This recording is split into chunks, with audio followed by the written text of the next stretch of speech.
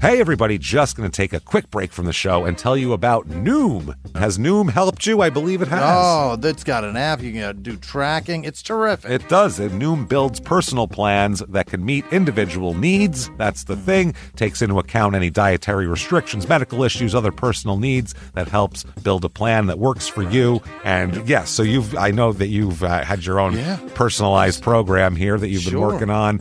And it's weight loss This is weight loss results that last. They stick around because you get yourself into a lifestyle change. That's what matters. That's mainly it. You can't just say, I'm going to cut that out for a month and then go back to it. That's not what it is. So I'm glad it's helping you. That's great. And it really does. I like the psychology and biology-based approach here. Yeah. Noom Weight uses psychology. That's why they say losing weight starts with your brain, but it also takes into account your unique biological factors, Jimmy. All of your multitude flora and fauna that goes on inside of you there. Sure. Yeah. Stay focused on what's important to you with Noom's psychology and biology-based approach. Sign up for your trial today at Noom.com, Noom.com here, based on 3.5-year study of actively engaged Noom users with minimum starting BMI of 25. Individual results may vary. Visit our website for more information.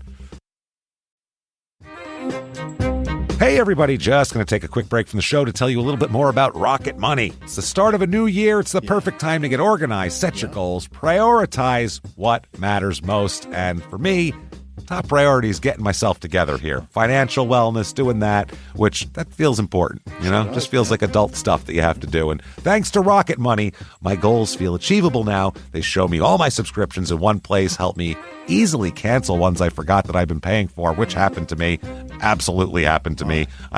For years, I was paying for something. I was like, what is going on here? Rocket Money found it and saved me lots of money since then, because it's been a while. So they did a great job here. Rocket Money is a personal finance app that helps find and cancel your unwanted subscriptions, monitors your spending, and helps lower your bills so you can grow your savings. Rocket Money has over 5 million users and has saved a total of $500 million in canceled subscriptions, saving members up to $740 a year when using all the app's premium features. Cancel your unwanted subscriptions and reach your financial goals faster with Rocket Money. Go to rocketmoney.com/smalltownmurder today. That's rocketmoney.com/smalltownmurder. rocketmoney.com/smalltownmurder. Now back to the show. In the depths of an Atlanta forest, a clash between activists and authorities ends in tragedy. I'm Matthew Scher, and on my new podcast, We Came to the Forest, we expose the hidden truths behind a shootout that left one activist dead and countless lives forever changed. Binge all episodes of We Came to the Forest ad-free on Wondery Plus. This week, in Princeton, West Virginia, a brutal murder in a rural backyard at first seems like a robbery, but soon develops into a horrifying conspiracy that is both cruel and completely idiotic. Welcome to Small Town Murder.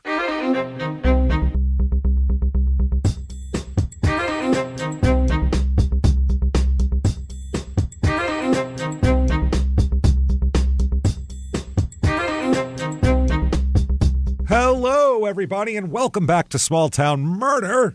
Yay! Oh, yay indeed, Jimmy. Yay indeed. My name is James Petrogallo. I'm here with my co-host. I'm Jimmy Wisman. Thank you, folks, so much for joining us on another absolutely crazy episode of Small Town Murder. All I have to say is 2 words: West Virginia. That's where we are this week. Yeah. It's crazy. We'll put it that way. Yeah. There we go.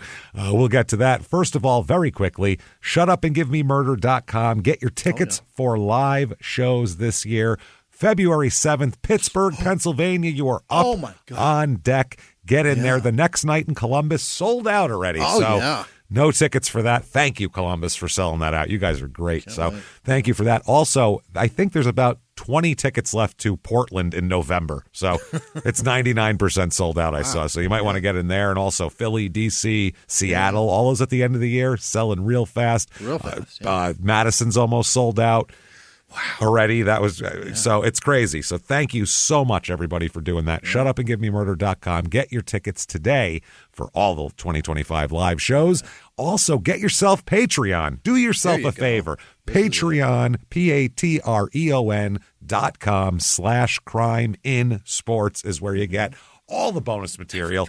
$5 a month or above, you get everything. Hundreds of back episodes you've never heard before. New ones every other week. One crime and sports, one small town murder, and you get all of it for that low price. And this week is no different. This week for crime and sports, we are going to talk a little bit about Kobe Bryant's problems back in Colorado. Yeah, we're going to talk about Kobe's Colorado problems from 2005 or whatever it was. We'll get into that.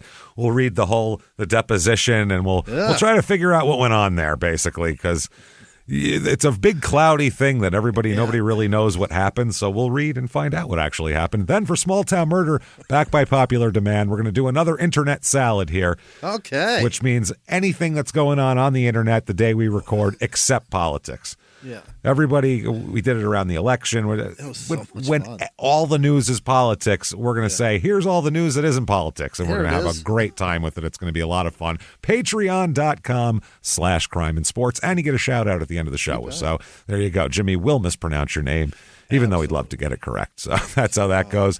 Disclaimer time. Number one, we're comedians. This is a comedy show.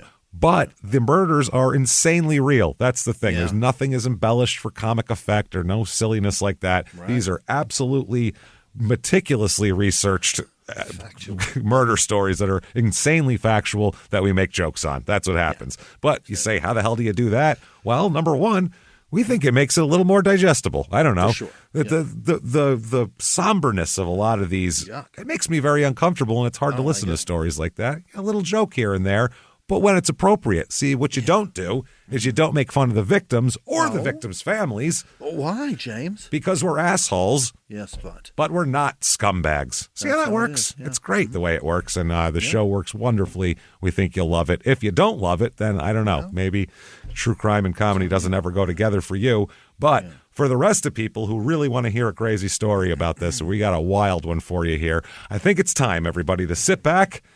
Let's all clear the lungs, shall we, here? Let's go, arms to the sky, and let's all shout, "Shut up and give me murder." Let's do this, everybody. Okay. Let's go on a trip, shall we? Let's do it. We have to.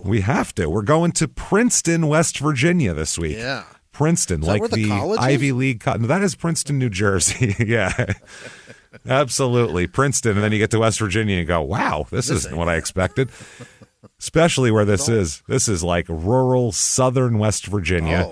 It's about an hour 40 to Roanoke, Virginia, so it's down by the Virginia border. It's about 55 minutes to Skygusty, West Virginia, which was our last West Virginia episode, the Trust Game, which was a bad game. Oh, that was terrible. Terrible game. You don't want any part of that. Gross. And it's really close to Parisburg, Virginia, which we did about a month ago for the Appalachian Trail Killer guy. Right. So this is a real interesting area around here. It's in Mercer County. Area code 304, and the motto here is, it is the, quote, heart of Mercer County. Is it? I guess. I don't know what that means. There's People a lot love the heart, a lot of heart of and a lot of live, work, and play bullshit they like to throw in there. A little bit of history of this town, not too much, but a little bit. In southern West Virginia, late 19th century, so late 1800s, coal mining and transportation became a big deal here. That was a... Right. So, you had the railroads, and they were in with the coal mines, and because you needed to get the coal out of there somehow. So a lot of the region's coal was sent northwest to the Great Lakes or over to Baltimore and the coal piers in Baltimore, or to the world's greatest ice-free port of Hampton Roads in East Virginia. That's what they say. I don't know. Okay. It's ice-free? Ice-free, I guess. They're not going to freeze ice over for some reason. Princeton's location was east of the coal fields, and most of the coal mining and railroad activity was somewhere else at first, but then it became a thing that it ended up being with Princeton. Princeton got real tied up in the railroad, the Virginia Railroad, which is called the VGN. And but the problem is the coal, basically, coal, a mountain that's filled with coal doesn't last forever. No. So once that's depleted, then you just got the companies leave. And then that's that. And they leave behind depleted mines and things like that. And the same thing happens with the railroads that are no longer needed either for the coal. So by 2006 here, the VGN Princeton, that's the Virginia Railroad, Princeton shops facilities were demolished there. And these were like really old buildings, too, that kind of gave the town some character. Some charm. So the residents were really upset about this, that they all got torn down. So they built a replica of the VGN's 2-story Princeton passenger station and offices. They just built it. It does nothing. So it's a replica. And they said it's the largest effort in the entire state. This is a state that is dying from like opioid epidemic, and it has the lowest income in the country, the lowest housing price. Like everything to here is depressed and low. And they're like, what if we spent a bunch of money to build a replica of a building that made people smile? Like, what the hell are you talking about? What about the new one do? It'll make us smile. That's terrific. I saw a documentary about a star high school player, a football player, who wanted to play for the Mountaineers. I think he may have went and played for the Mountaineers for like one season, either got hurt or failed out. And then the last scene of the documentary is him plucking coal off the side of a mountain to warm his house, like in American Hollow, like on the ground going in the mountain to pick it. Yeah. Oh my God, that's so sad. That's fucking horrible that people live like that. But they got enough money to build replica. Yep. I don't think a lot of people realize that there's people living a Charlie Bucket lifestyle it's really fucked up right now. I don't think people realize that this second. This fucking minute. There are people that technologically cannot listen to what we're doing right now. Yes, literally. Even no matter how much they want to, they'd have to go to a McDonald's to do it. That is shocking. They don't even have the actual machine to go to McDonald's to get on the Wi-Fi to listen to it. They can't even do it. But technically they could if they really wanted to. But they got the replica train station. That is wild. So reviews of this town, they got that though. That's very important. Reviews of this town, 4 stars here is the first one. Depends on who you ask, I suppose. Okay. How about we're asking you? You're the one leaving the review. Okay? Yeah. That's the thing.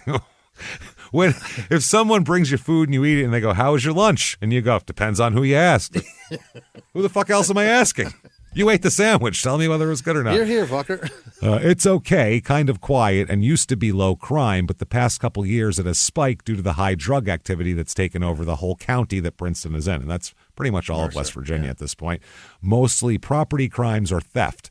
Well, we'll see about that later. We have the stats here. So depends on which part of Princeton you live, but the more rural areas in Mercer County outside of Princeton, in my opinion, are better choices on where to live if you're going to move here. That's where our story takes place. Go more rural? Yes, outside of this tiny town, and we'll talk about, is not very big. Okay. The job market in Princeton, to me, are much to be desired. There are way more banks, fast food restaurants, and used car lots than anything else, leaving not a lot of choice unless you're fine with these types of jobs. So that's every small town, limited employment. That's what you get. 3 stars, crime is everywhere. Yeah. Wherever you go, you are going to have crime. There's crime here. You just don't hear of it that often. Okay, so it's not affecting you. That's good. Yeah. I think that mainly the problem is neighbors disrespecting neighbors. Really? That doesn't sound like crime. That just sounds like people are dicks. That sounds awful. I know I've had to call the cops a few times at where I live just because of the neighbors. Either they're being too loud or simply being rude. You call the cops because your neighbors are rude? Yeah. We can't do that. You can't be building fucking replica train stations and wasting resources because your people. You got to think for a minute where you live, and this is valuable resources here. Hello, 911. Yeah, Bill didn't say good morning. Yeah, it's a high crime area, but rudeness is really what we should worry about. Wow. But I've come to realize that no matter where you go, you're going to have problems. Yeah, you just described everywhere. 1 star, I love this. 1 star, there is no nightlife in Princeton. The Applebee's in town is open until 11. That's the nightlife, the Applebee's.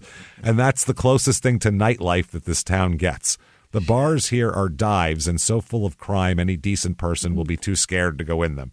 Picture Really? Wild and Wonderful Whites of West Virginia. Picture those okay. bars. Yeah. Illegal slot Pills, machines and shit like that. Shirtless slot players and pill snorting off the back of a dirty toilet. Hello, 911. There's a barbecue next door. Is it too loud? No, they didn't invite me. They didn't invite me, and it smells good too. They got ribs. That is downright rude.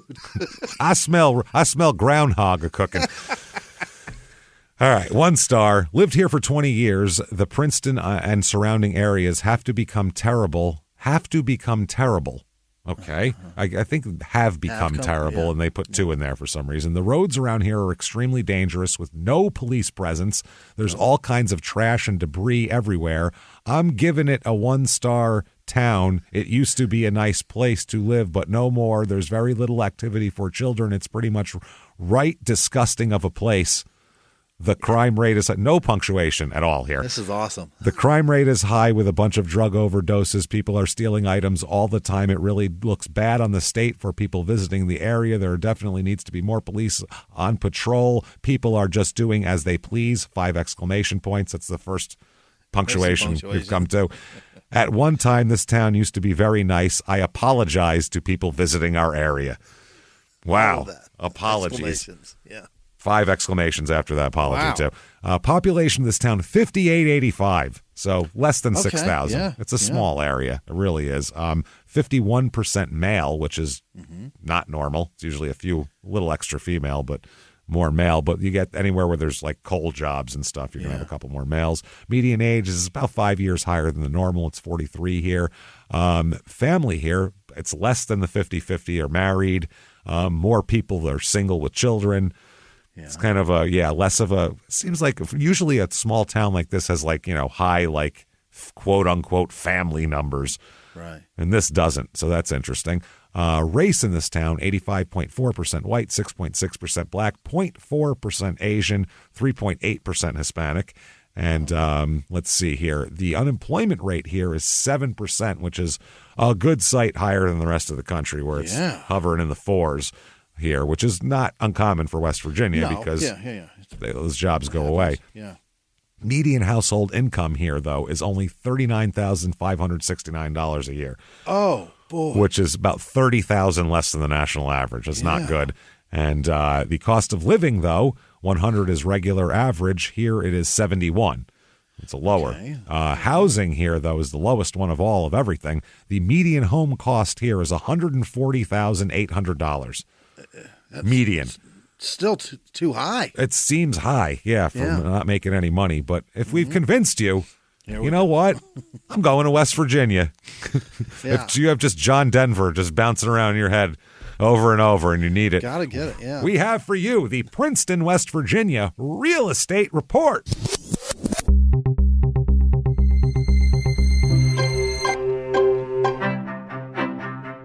Average 2-bedroom rental here goes for about $730 a month, which is $500 less than the national average. Yeah, very low. Here is a 3-bedroom, 1-bath, 1,000 square foot house. All of the pictures are like from a distance and from the outside. So that tells you a lot. No interior shots ugly up close. whatsoever. It is listed at $15,000. But oh my God. $15,000, but the listing says disregard listing price. Property will be sold at auction. Oh, you can get it cheaper. Cheaper. Property was sold at public auction ending Monday, February 17th at 6 p.m. and you do online bids only. So you can pick that house up for less than like a 10-year-old Toyota Corolla. Enjoy. Here is a 4-bedroom, 4-bath T-bowl for each and every B-hole right here.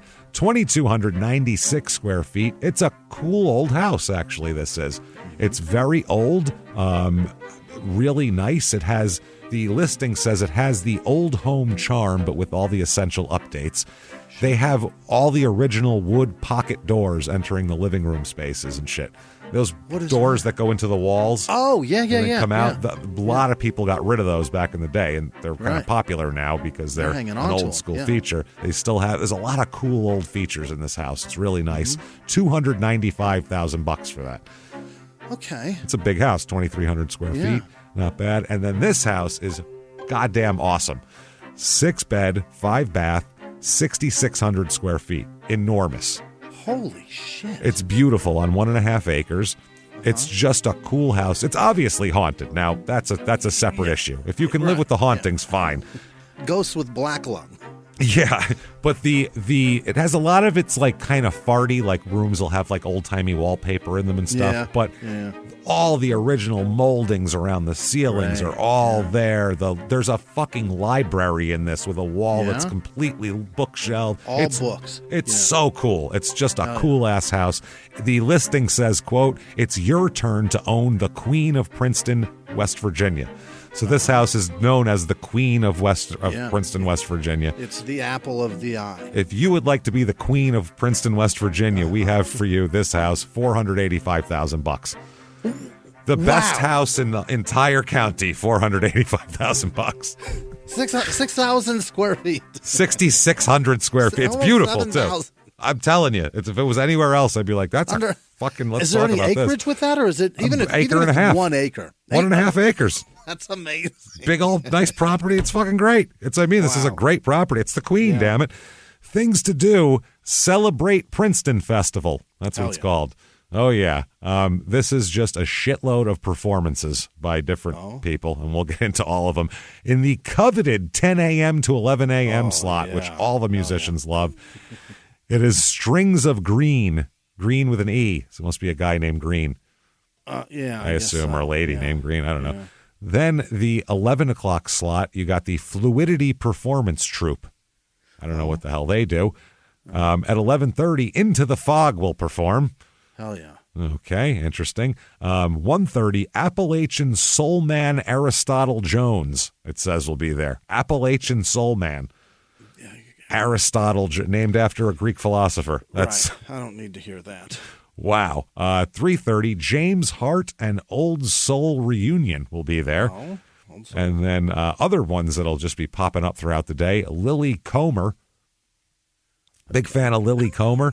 Don't know her. James Hart, H-A-R-T. Yeah, sure. Okay. Brett's brother. Miles Monique. It's Monique. Monique with a U instead of an O. Emma Shirey. And finally, of course, John Bolt will be there. You got to have John Bolt. Is it with an E? No E on that one. Just a bolt in a fucking a bolt in a piece of metal. I don't know a single one of these people. Never heard. Thrilled That's about it, to be honest. Fucking crazy. I don't think there's. These are locals, I would imagine, from the area here. Also, all day Ferris wheel, water slides, vendors, and other activities. Okay, that's great here. And they also have the Culture Fest World Music and Arts Festival in Princeton, West Virginia. Right. They also have that. So I don't know what you want to do with that. And there's also they have a workshop and healing arts section to that, which is a lot of yoga in the town square and things of that nature. So get on in there and do it. And the entertainment in this area is bleak. But if Applebee's is all you've got at night, this is probably fucking amazing. It's something. You know what I mean? Yeah. It's this or Applebee's. Jesus Christ. Right. Or shirtless guys playing slots. I guarantee you they play karaoke and fucking trivia night. I bet Applebee's Monday through Friday, every night there's something. Cranking. Otherwise, there's nothing else to do. Crime rate in this town, what we are interested in here, property crime, almost double the national average. Oh, my God. That's a lot. You guys really There's nobody here. Stop building and they're all criminals. Should stop building fancy railroad stations you don't need. Use that for the jail. Jesus Christ. Or the drug rehab centers or something. I don't know what the fuck. Jesus. And then violent crime, murder, rape, robbery, and of course assault. The Mount Rushmore of crime is about 50% higher than the national average. It's dangerous as fuck. There's less than 6,000 people here. What's going on? This should be a leave your doors open kind of town, and it is not at all. Leave your doors. If you leave your doors open, you will wake up with your bed stolen out from under you, it sounds like. You'll wake up on the floor with your comforter and your pillow and your little sleep cap on going, what the hell happened? They might take your sleep cap. Those criminals are good. Yeah. Jesus, I didn't even hear it. So that said, let's talk about some murder here because this is some deep, weird shit. All right, let's talk about a lady first. Mary Naomi Lewis, okay? She's born in 1943. Mary Naomi. She goes by Naomi. Everyone calls her Naomi. The Mary, she's not interested in at all. Okay. Naomi's kind of a cooler name. It is. Yeah. You know, Mary is, especially if you 1943. Half the girls were named Mary, so it's like but Mary's that like most important one in the it's Christian important religion. And that's a pretty big one. Naomi sounds. Yeah, she's like Watts, blonde. Campbell. Naomi's a cool name. She's like blonde and curvy and sexy too. Everybody says like she's like 5'1", but has a rack on her. Everyone talks about like Mary literally a guy. plain. A guy described her as having a great rack. That's why I said that as later on. So that's the reason why it was put like that. Love that. Yeah. Shapely and attractive, the newspaper described her as that's here. not Mary. No, that's a Naomi right there. Yeah. She looked in the mirror and 100%. said, "Oh, I'm fucking Naomi. This is crazy. This ass is too smoking to be Mary here." So in 1972, she meets a man. Now, she seems to come from a half-decent background. Her father owns a business, I know, and has employees and stuff like that. So she's not from, this isn't the wild and wonderful whites of West Virginia. Okay. Put it that way. She's pretty classy, and later on we'll talk about another classy guy. But first we'll talk about a guy who's not classy at all. In 1972, she meets John Elmer Corprew Jr. Corprew. Corprew. Corprew. Okay. John Elmer Jr. Yeah. I'm calling him John Elmer for the rest of the episode because Elmer's, that's a good name. He's born in 1932, so he's about 11 years older than her. He is described as, quote, balding, middle-aged, and not particularly handsome. Wow, sounds like a great catch. Wow. Ouch. Well, great catch there. And she finds him apparently irresistible. Really? Absolutely. She was working as his secretary. Okay. This guy, which is weird because when we hear about his life, it's the fact that he has a secretary at any point in his life is insane to me. Mind-blowing, huh? Mind-blowing. It's good to be a man in 1972, I guess. I don't know. That's all it is because he's got nothing to offer, this guy. But he does have the fact that they've been continuously and enthusiastically in a sexual relationship since 1972 when she was his secretary at a frozen food business. Wow. Yeah. So that's how they met. Yeah. And all these Vandy camps got me worked up. Man, nothing turns me on like fish sticks. That's the thing. It's all it is, man. I'm telling you. Those whatever potatoes there, the frozen they give me, they drive me crazy. Yeah. Get me going. There's a lot of, really though, the frozen food section you walk down, everything looks pretty good. I got to stay out of the frozen food section, man. Tumescence all the way through it. I got to move on. There's very few things in there though that when they're done, when you've made them, they're all shit. They're all shit. Except for garbage. Like a Red Baron frozen pizza comes out wonderful. Outside of that, pieces there's of a shit. lot of things in there that are all the pizza good. things are fine. Pizza rolls, great. You know what? Yeah. Everything else, piles of shit. All those fries, the tater tots, all that stuff is garbage. Shit. Comes out like garbage. Unless you air fry it just right. Garbage. Yeah. So he's also a diabetic and has all sorts of physical problems that he really hot, right? Hot. God, he's just throwing dick at his secretary. Well, and she's loving it. And he puts all this on his military service. They said he injured himself in military service, and I don't know if he was in Korea. He was born in 1932, so Korea would line up perfectly for him to be in any kind of combat situation. And I guess now he's on disability after the frozen food business. He ends up being, so he's a balding, middle-aged diabetic who's not particularly handsome and is living on disability. Ouch. A catch. That's a catch right there. How's he doing it? I don't know. Apparently Naomi, as over the next few years that we'll talk about here, when she meets a man, she just keeps the relationship going with John Elmer here. And does he play the guitar? Dude, this guy. It's amazing. I don't know if he must be really funny or something. I don't know what the fucking deal is, but she gives him all sorts of money. Wow. Everything from money to get his driveway paved to buy a boat. This man has a boat. I don't have a boat. She's buying concrete. She's buying fucking floating vehicles. This is unbelievable. This is crazy. Now, John Elmer's a high school graduate who did attend technical school, and he has to take medication daily for a nervous condition that he's been treated for at the VA hospital. So he also says he has to inject insulin daily because he's a diabetic as well. Yeah. The only thing that solves his problems is eating pussy. That's makes him feel so much better. So he's a balding, middle-aged, nervous conditioned man who's not particularly handsome and living on disability. I'm adding up his stats.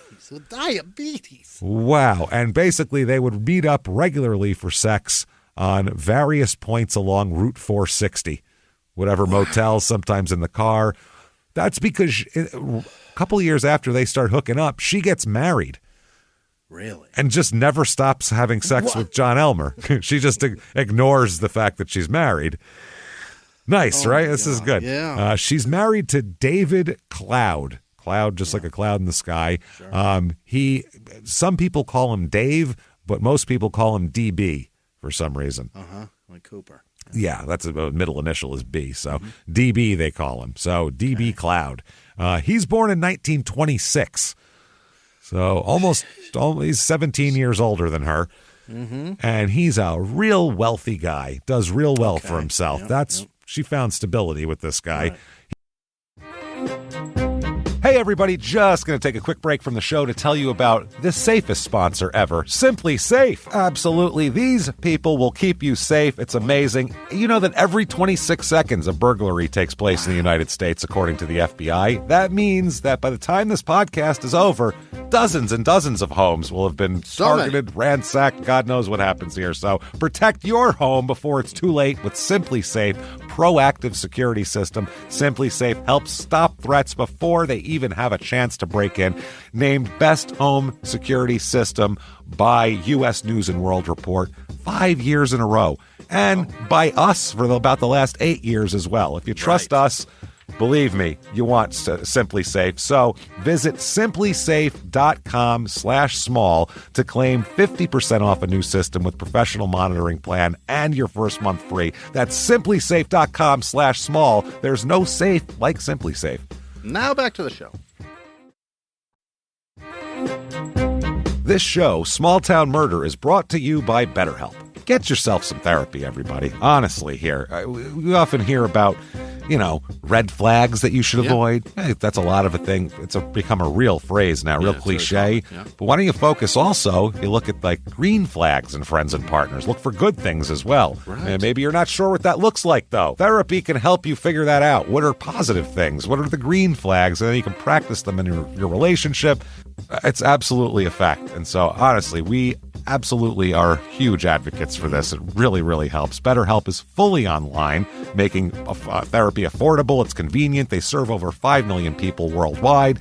You can access a diverse network of more than 30,000 credentialed therapists, wide ranges of specialties there. Here's the coolest part. You're not getting along with your therapist, you're just not feeling it, you can switch at any time, no extra charge. Wow. The thing is, they want you to get help. That's it. And you can do it with BetterHelp. Discover your relationship green flags with BetterHelp. Visit BetterHelp.com/smalltownmurder today to get 10% off your first month. That's BetterHelp, HELP.com/smalltownmurder. Now back to the show. He's the vice president and general manager of Carter Machinery Company, which is a Salem-based company that has offices in West Virginia and a headquarter, I guess, in Roanoke that he goes to sometimes too.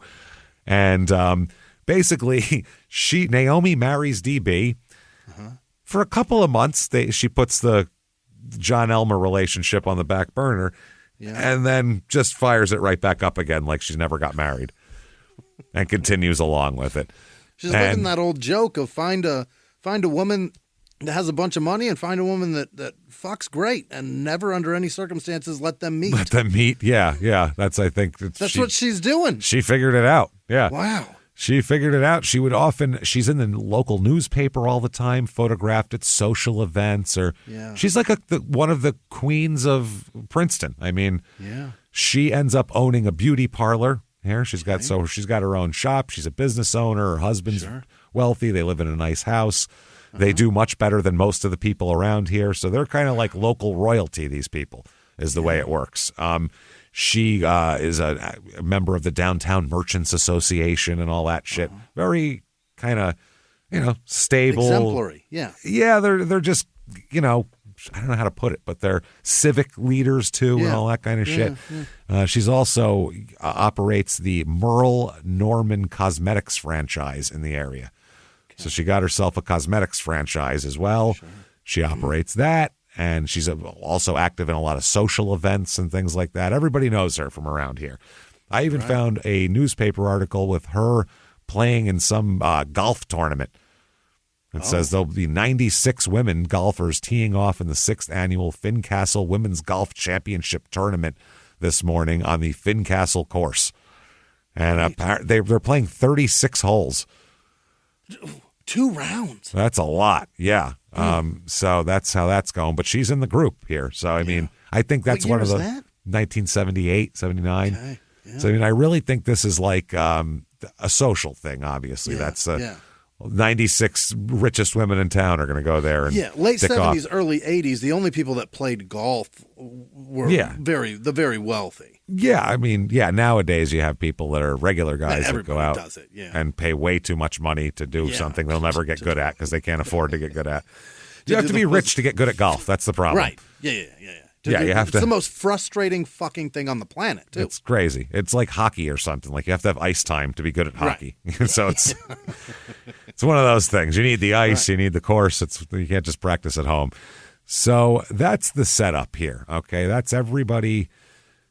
She's got a great life with DB. They do all sorts of shit, on the surface and that everybody sees, and she's in the newspaper and all that. And then she goes and bangs the ugly, middle-aged, balding diabetic with nervous issues who lives on disability. In a motel room off of Route 80 or whatever the fuck it was. And gives him like an envelope full of cash to get his roof fixed. You know what I mean? Like the gender roles are usually swapped here. This is unbelievable. This is really weird. So January 26th, 1980, we're going to start with, okay? Just before midnight, as the Rolling Stones once said here. They're out. They go to a party. It's a dinner party. This is what rich people do. Have you ever gone to a dinner party at the Sahara Club? I mean, you could have stopped at dinner party. Yep. I went and ate at someone's house a couple of times. Wouldn't call it a dinner party, but nope. I'd say I went to a Super Bowl party. Yeah.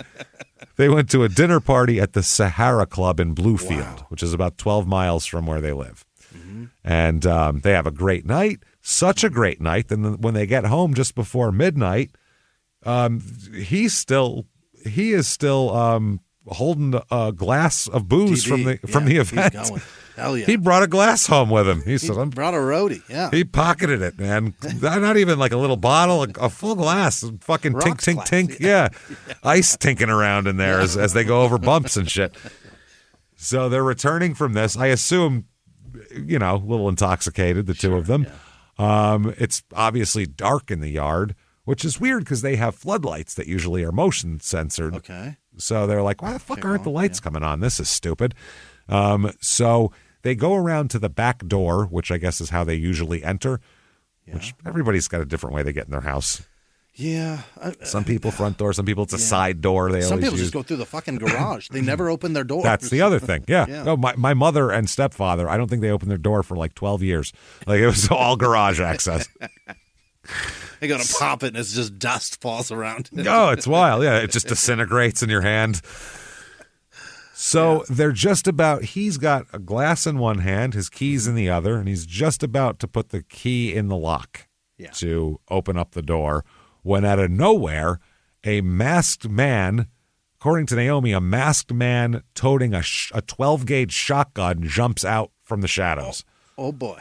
And demands money from Dave. Give me all your money.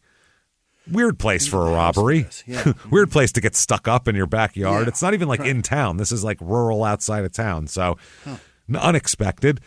Before Dave can do anything, he's standing there with a fucking scotch in one hand and he's got a single malt in one hand and a house key in the other. Keys in the other, yeah.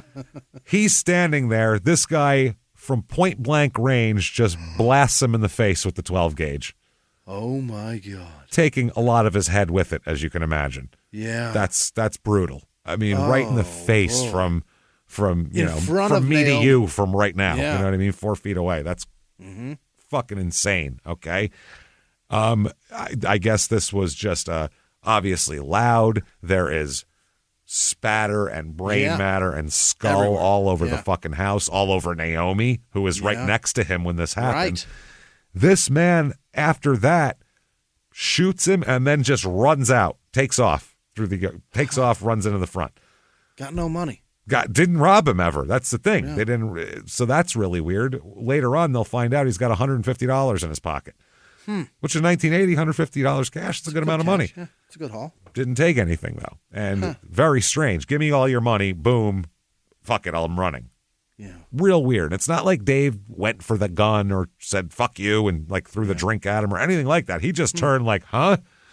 You know, you're buzzed. He's been at a cocktail party. He's still got a drink. What's going on now? Boom. Right. That's all it was. Wow. Now, this is obviously insane. Cause of death is massive head loss, basically. Yeah. I mean, half your head's missing. Do I need to go into any more autopsy details? No, I mean, it's enough. It's horrifying. The Iceman said his head disappeared. That's kind of what it is. That's kind of what it is here. Yeah, a good portion of his head is all over the side of the house now, and all over the lawn. So at this moment, obviously, Naomi calls 911. Yeah, she's left unscathed, minus some extra viscera covering her. Yeah. She calls 911. Cops, ambulance, everybody gets there. It's a crazy scene. The whole neighborhood is cordoned off, everything like that. Now, when they canvass for witnesses say they find multiple different witnesses, not just from the same household, that say they saw 2 men cruising in this neighborhood multiple times that night that don't live there. Just driving around. But the same guys in the same car multiple times cruising around the neighborhood. So they're like, that might be a place to start, obviously, because they don't belong here and they weren't stopping at anyone's house or anything like that. So the cops right away are a little bit suspicious of this whole situation. One, why would someone try to rob somebody, then shoot them and then not take the money and leave a living witness standing right next to them and not take her money either? Didn't even grab her purse on the way out. You know what I mean? Nothing. It's odd. It's odd. I mean, robbery as a motive is a bizarre choice here. Yeah, but also you might get a crackhead who got nervous and fucking pulled the trigger when he didn't mean to, and then said, "Oh shit," and ran away. I mean, that happens too. Yeah, so that would make you panic if you didn't mean to hurt anybody. Yeah, holy shit. Yeah. Oh shit, I shot Marvin in the face. It'd be a Pulp Fiction moment, you know. You weren't driving like a lunatic. You hit a bump. I didn't hit no goddamn bump. So, from the beginning, they said it just didn't make any sense. This is one of the county district attorneys said it just didn't fit the mold. Why would he be sitting in their backyard waiting for them to come home, not knowing when they'd come home or who would be with them or not knowing what they were carrying? He could have got coming home with his brand new gun he just got from, you know what I mean? He won in a raffle at the dinner party, and you have no idea. Or he could have been coming home with his friend who's the chief of police, or, that wouldn't make any sense at all. Or they might have got home at 3 a.m. Is this guy going to take a nap back there waiting? Just being a West Virginian that probably carries a fucking sidearm. You know what I mean? You never know. That's the other thing. Who the hell knows here?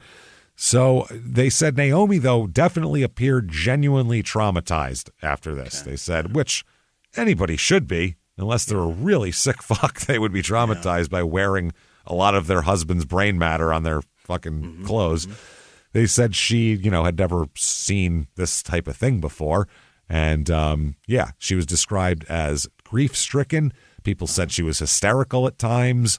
Yeah. And everybody said it was, very normal distress. Because right away you look at the spouse. If you're at all suspicious of the whole thing, you look at the spouse first and look at her reaction. And if she's going, oh, boy, that sucks, and shrugging her shoulders, you're like, that's crazy. You want to see some tears, some horror, some perhaps shaking. Trying to pick the head up and put Humpty back together again, Jackie O. Something. Give me something here. So, they said that, it was obviously horrible. So her family and friends rallied around her and things like that. They asked where she was standing, and she said standing right beside him. So, I mean, while she was sobbing and everything else.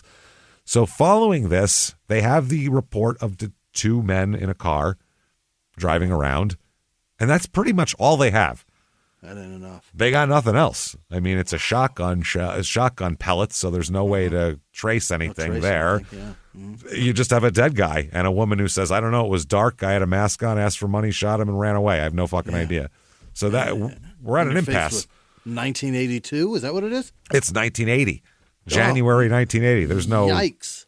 Physical evidence is going to be scarce. Yeah, you better see the motherfucker do it if you want anybody to get in trouble. So this leads to a 9-month investigation. Oh, boy. Which, I mean, and David Cloud has adult children. This is his second marriage, obviously. Yeah. He married a younger, attractive woman the second time here and had some kids from the first marriage. Sure. So all of his kids are like, what the fuck here? You know what I mean? How can you not solve this in 9 months? They put up a reward and everything like that. So they said, the investigators, they pieced together other things here. They got to piece together these two, David's life, DB's life, and Naomi's life, because that's the wife. Piece it all together. And they started noticing that the marital circumstances weren't exactly like she was saying. And everything wasn't what it looked like from the outside, which is the most upstanding couple in town, and everything's, hunky-dory. And they find out, except for the fact that she's been banging this other guy for years. So there's that. They know about it. They find out about it, absolutely. You dig into somebody's shit enough, you're going to find out who they're having sex with. Mm-hmm. And they also said $150 remained in his wallet, which was in his pocket. Mm-hmm. Not a robbery. So they said that was weird. And they said the fact that she was completely unscathed is odd also. Who kills one person and not two? So after a while, they keep going over everything. All of DB's office shit, just anyone he could have encountered that could have pissed him, he could have pissed off, or someone would have thought he had a lot of something that they could steal or something like that. So they found John Elmer's name written on his daily calendar in his office. Really? So John Corprew written down on there. So basically, they were going through his calendar, talking to every single person in his Rolodex, in his calendar. Yeah. Anybody. I mean, who knows? I mean, it can't hurt. So John's got an appointment with him at some point? It's just written on his calendar. Oh. So they didn't know. They're like, did they meet? Or was this just, he just write it down because there was paper right there? Yeah. Or is he suspecting? So investigating John Elmer, they figure out that John and Naomi have been having an affair here. Yeah. And they find out that there's been marital problems between Naomi and DB that nobody knew about except for those two. And that's gotten to the point where DB had begun his own investigation into his wife's activities. Oh, shit. Especially her telephone calls. He had phone records pulled and he was investigating. So police learn that John Elmer Corprew's telephone and utilities were in Naomi's name, but not Naomi Cloud, Naomi Lewis. She put it in her maiden name. Oh. That's why they didn't find it at first. She's paying his water bill and shit? She's paying his fucking electric bill, dude. Unbelievable. The telephone company records revealed that John and Naomi had been in touch very frequently between September of 89 and the day of the murder, January 26, 1980. Sure. Corprew had made 10 calls to Naomi during that time frame. She called him 41 times, including 26 calls in January and 4 times on the day of the murder. Okay.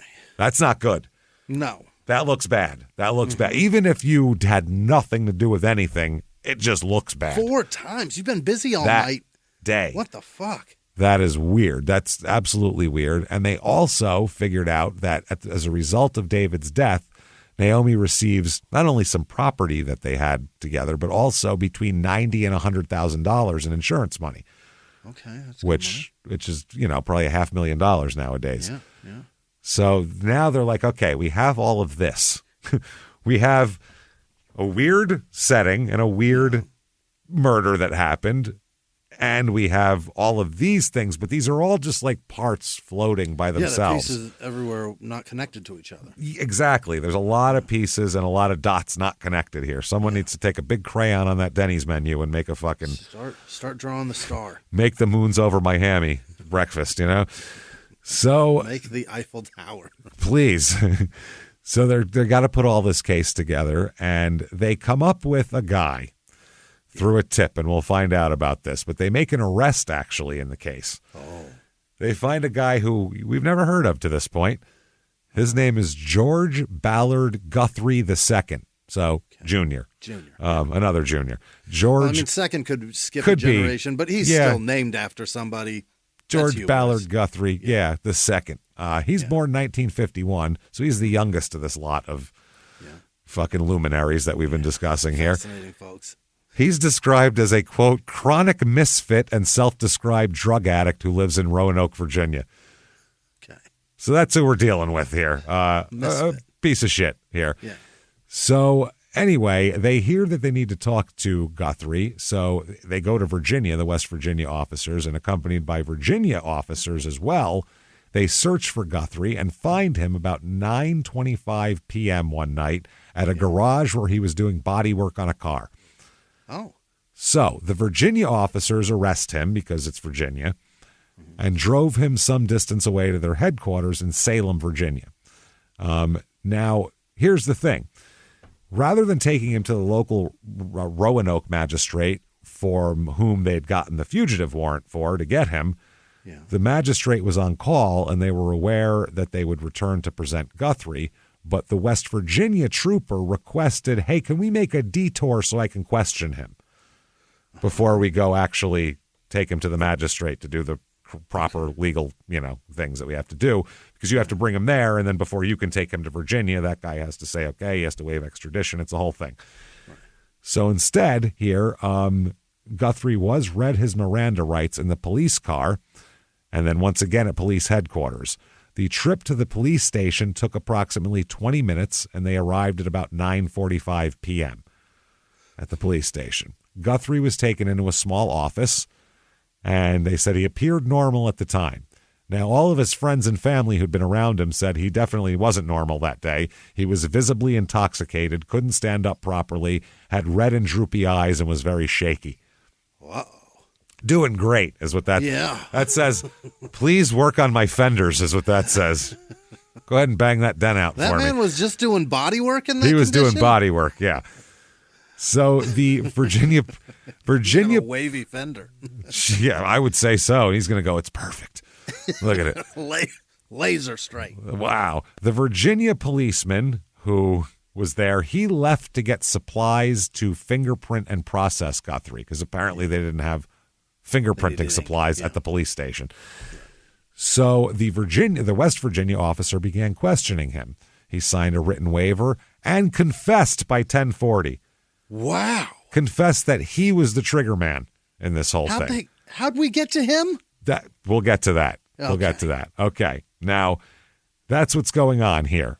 He says, yes, it's me. I did it. By 10:40, that's over with, and he's taken before the magistrate in Roanoke, which they were supposed to do first. Yeah. Okay. Right. Now, his older brother, Guthrie's older brother, had driven from Roanoke to Salem Police Headquarters at the same time that Guthrie went. He demanded to see his brothers, but they said that they would not interrupt the interrogation. You're not his attorney, and he's not demanding it. So, no. So the brother was unable to speak to him until later on. So he was like, shit. Now, that same night, John Elmer is arrested in Virginia as well, but he's taken directly to a magistrate without being questioned. Okay. So here is the allegation. They claim here that Naomi got her boyfriend, John Elmer, to hire this guy, Guthrie, to kill DB. Oh. Okay. And they think it's for $2,500 because that's what Guthrie said. Yeah. He got it for $2,500. Well, it's West Virginia, which, like I said, very low prices now. And 1980, that's a pretty... 1980 in West Virginia, you could buy a house for that there. I'm not even fucking kidding you. Yeah. You could probably buy a $2,500 house, considering there's a $10,000 house available right now. Yeah. And this is fucking 45 years ago. So you could probably get a house there. Now, they go and they also arrest Naomi here. Mm-hmm. They said, got to arrest him here. So They end up with, they do that. They go to arrest her. They say, she received between $90,000 and $100,000, and she got all the benefits for this. So they indict her, but she never spends a night in jail. Okay. Right when they indict her, they give her a bail of $50,000, which she immediately puts a property of hers up for. A building she owns, an apartment building she owns in Princeton.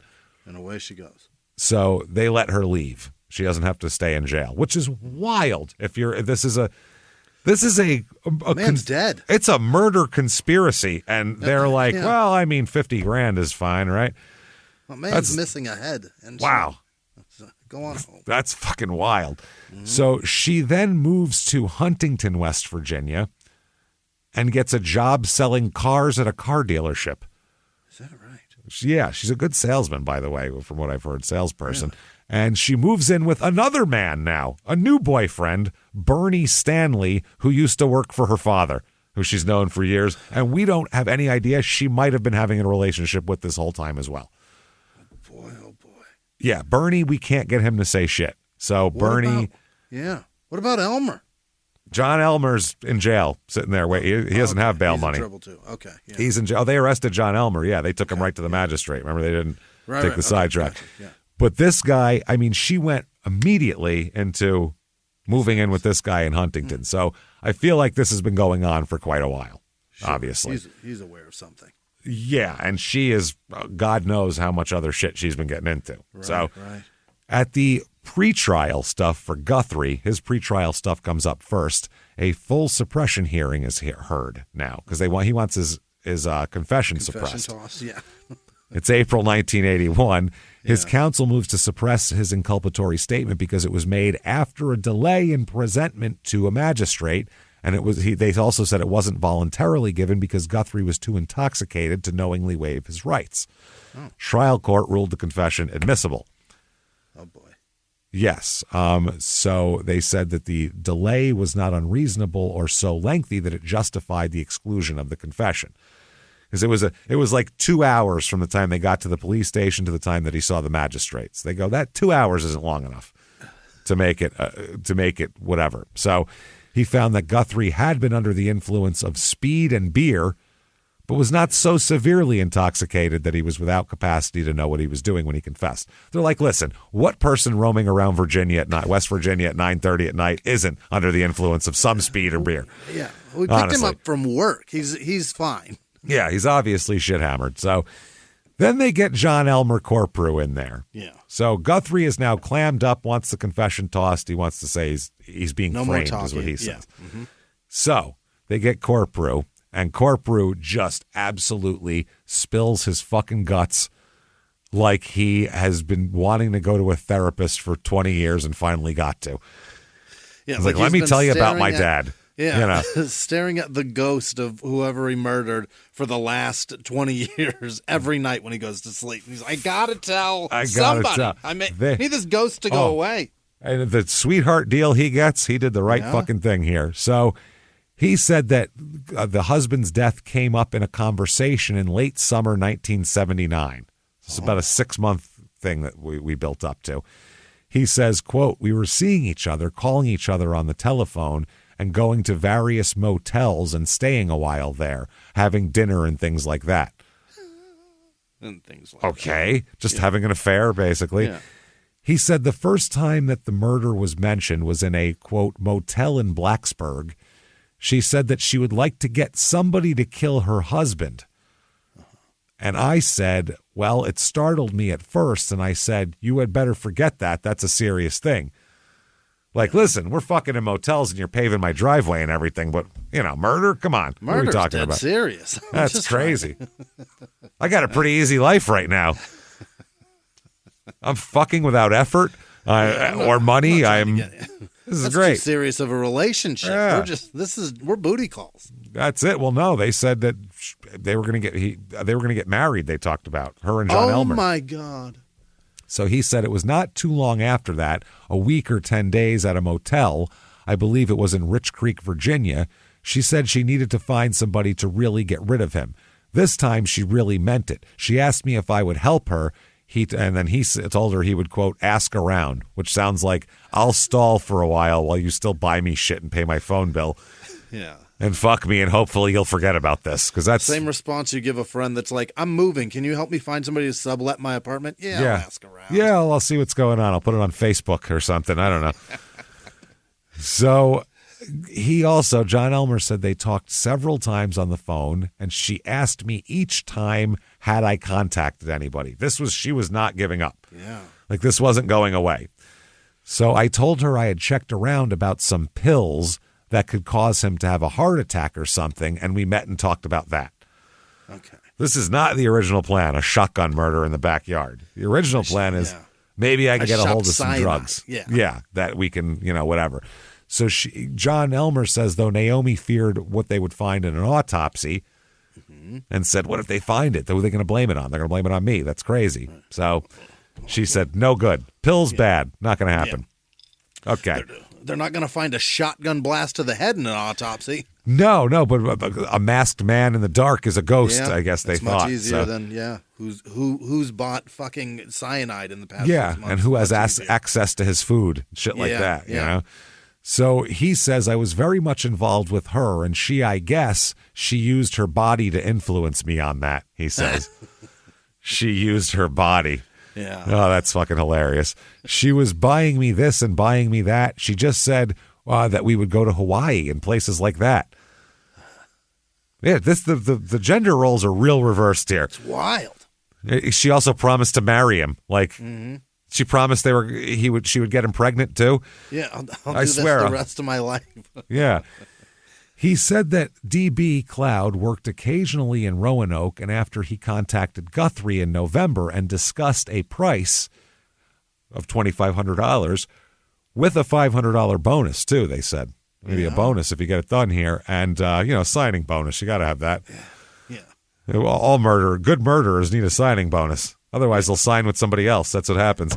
So they considered killing Cloud in Roanoke, but Corprew said that Guthrie didn't like that idea.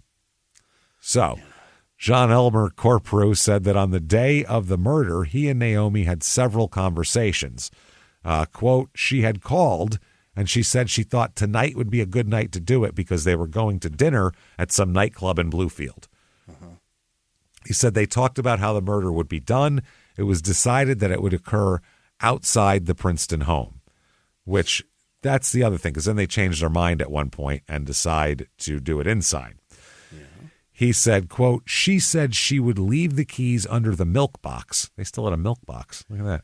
Isn't that cute? Delivered, yeah. Wow. She said probably the best way to do it would be to unscrew the floodlights and wait for them to come home, and then he could commit the crime there, and for him to go into the house and ransack the house and wait upstairs for them, basically. Yeah. Go in, ransack. I'll break off from him once we get in the house. You shoot him and take the fuck off. That's how it works. Or you get your boy to shoot him. And that unscrew the lights part is real fucking diabolical. But it's incriminating as fuck because they were out. They were definitely, the lights were gone. One of them was broken, as we'll talk about. They found one of the floodlights smashed and broken. Hey everybody, just going to take a quick break from the show to tell you a little bit more about our stylish friends at Quince. That's right, let's go elevate your styles, people. Yeah. Get it going, look good out there, and you can do it now without breaking your wallet, without breaking the bank, because at Quince, you can get high-end, versatile pieces at prices we can all actually afford, which is very nice. You want to get good stuff that lasts and it's good, and they have quality stuff that's very affordable, and you can do like we did, upgrading our stuff here, while still being a very reasonable price. Quince only works with factories that use safe, ethical, responsible manufacturing practices, along with premium fabrics and finishes. It's all quality stuff. You're going to love it. Trust us, it looks good. And I've got the leather jacket. It's a very high-quality item. Real nice, soft leather. Yeah. Jimmy's got his linen pants he's rocking. Yeah. They're terrific. Come on, be like us. Be fashionable. Get in there with Quince. Indulge in affordable luxury. Go to quince.com/smalltownmurder for free shipping on your order and 365-day returns. That's QUINCE.com/smalltownmurder to get free shipping and 365-day returns. Quince.com/smalltownmurder. Now back to the show.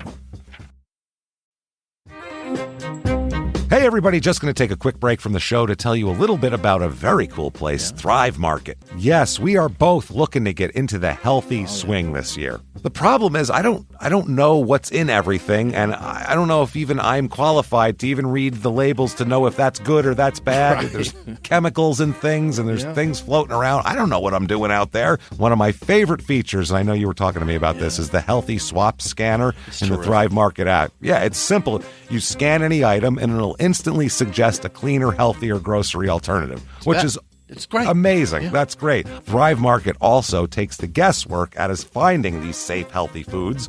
For example, like I'm trying to get my protein intake up. For energy. I'm always moving around. I need stuff, and I love that you can filter their site by the high protein options. Nice. It's very cool, and you can personalize this portion, and you can put filters on it, and get ready. You should be ready for a junk-free start to 2025. Get ready for it and head to thrivemarket.com/smalltownmurder and get 30% off your first order plus a free $60 gift. That's THRIVE market.com/smalltownmurder, thrivemarket.com/smalltownmurder. Now back to the show. Experience furniture shopping the way it's meant to be at Mathis Home, your ultimate furniture superstore. From sofas to dining sets, from modern to classic styles, they have everything you're searching for. With over 230,000 items to choose from, you're sure to find exactly what you're looking for at a price you'll love. Plus, everything is in stock and ready for fast, free delivery right to your door. So you don't have to wait. And if you're looking to really transform your space, take advantage of our complimentary interior design services. Our expert designers are ready to help with any project, whether big or small. And right now, check out the Lazy Boy BOGO event at Mathis Home, happening now through March 1st, 2025. Buy one Lazy Boy recliner and get another one absolutely free. Don't miss this limited time offer. Only at Mathis Home, your ultimate furniture superstore. Uh-oh. Okay, so Naomi called him again about 7:30 p.m. to tell him they were leaving the house to go to the dinner party. So, you got a few hours here. Yeah. He said that Naomi contacted him before they went to the party, so that was then, and that he said he took Guthrie to Princeton to wait for them to return to their home with the shotgun and everything. Right. He said that he'd been to the house on several occasions and had no problems finding the house. He said, quote, "It was getting a little after 11 then, so I let him out at the gate at the back of the house. He took the gun and he went in the yard. I drove off approximately a block and a half, 2 blocks, down to the next corner to the main drag." He said it was not too long, approximately 20 minutes to 12 or something like that I saw Naomi and Dave turn in on College Avenue where they lived. Right. It was not too many minutes that went by that George came back to get in the car, and I had the door locked and he could not get in. Finally, I unlocked the door and he got in and we drove off like it was nothing going on. It was Saturday night. There was a lot of traffic and we just got back in the traffic and came back to Roanoke. He said he never heard the gunshot. There's some details that we'll get into that he left out there. Certainly, yeah. He said he never heard the gunshot. He then said that they went to Roanoke. They went to a bar and he gave Guthrie $40. Gas money. $40 he gave him. Wow. So John Elmer said the next morning, a relative of Naomi's called him and told him, quote, "A prowler shot Dave and killed him," and they were in tears. And then Naomi got on the phone and she was in tears. I asked where David was, and she said they had taken him to Charleston for an autopsy. And he quotes Naomi as saying, quote, "You ought to send some flowers and maybe come up." Because he said that he had known DB because DB had loaned him money 2 or 3 times. Oh, okay. And his wife on top of it. You better acknowledge this thing. Fuck. John Elmer said he didn't go to the funeral, but he went to the house and he sent flowers. So he did like the friend thing. Yeah. He said he had occasional contact with Naomi after the shooting. He said she told him she waited 5 minutes before she called the police after the shooting.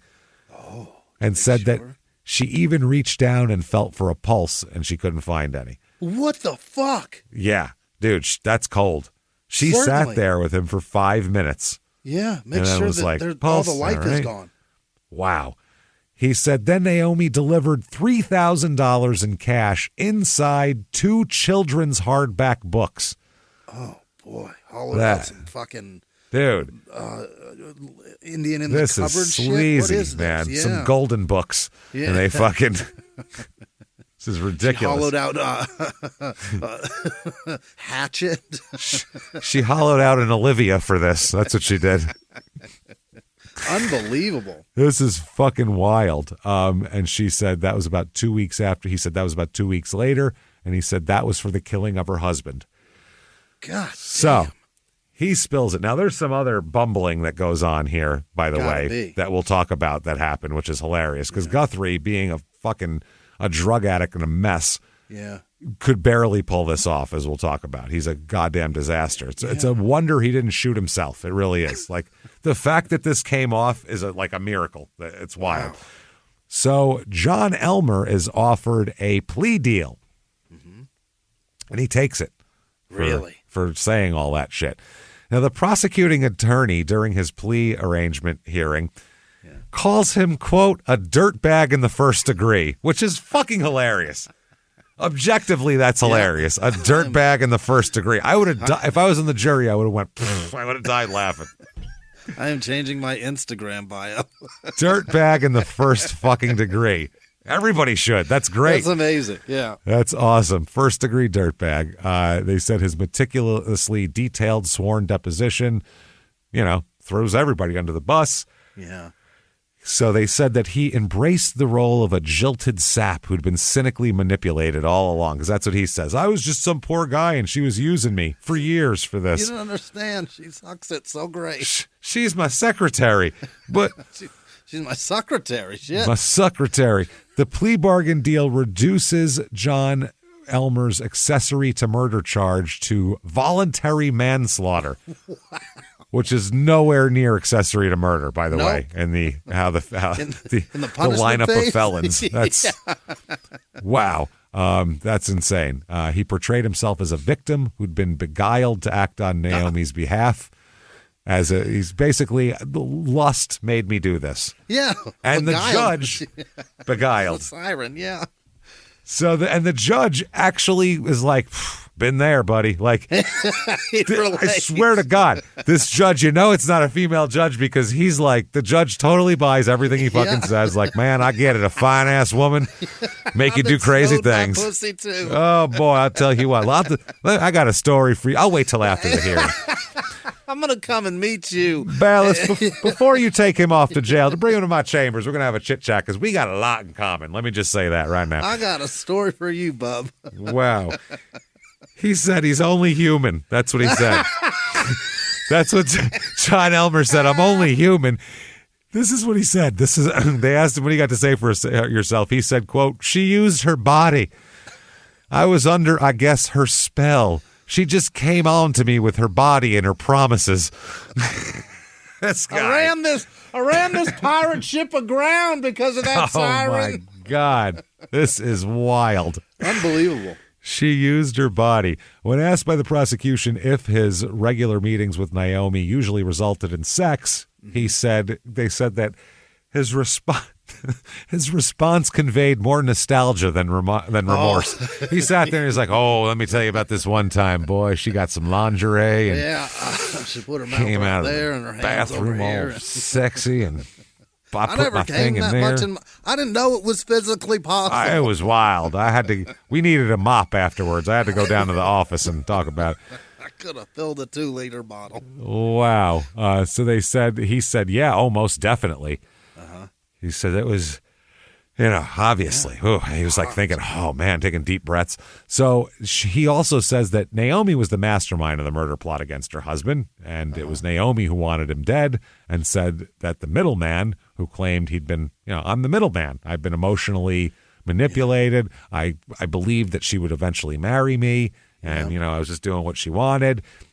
She said it was her that prompted me to research chemical agents that might induce David Cloud to have a heart attack, which was one of the plot that was abandoned. He said it was Naomi who settled on the ruse of an armed robbery gone wrong, and Naomi who told him she waited 5 minutes before calling the cops so she could check the pulse. It was also Naomi that suggested that John, who'd known DB well enough to borrow money from him, send flowers and show condolences. So it's all her idea. It was also Naomi that provided him with $3,000 cash payment for Guthrie. And by the way, he didn't even give him the whole $3,000. What? He fucking pocketed $500. He kept a subcontractor charge. Good. Yeah. Christ. And Naomi thought the whole $3,000 was going to Guthrie, and Guthrie always said thought he was getting $2,500. So that's pretty fucking special.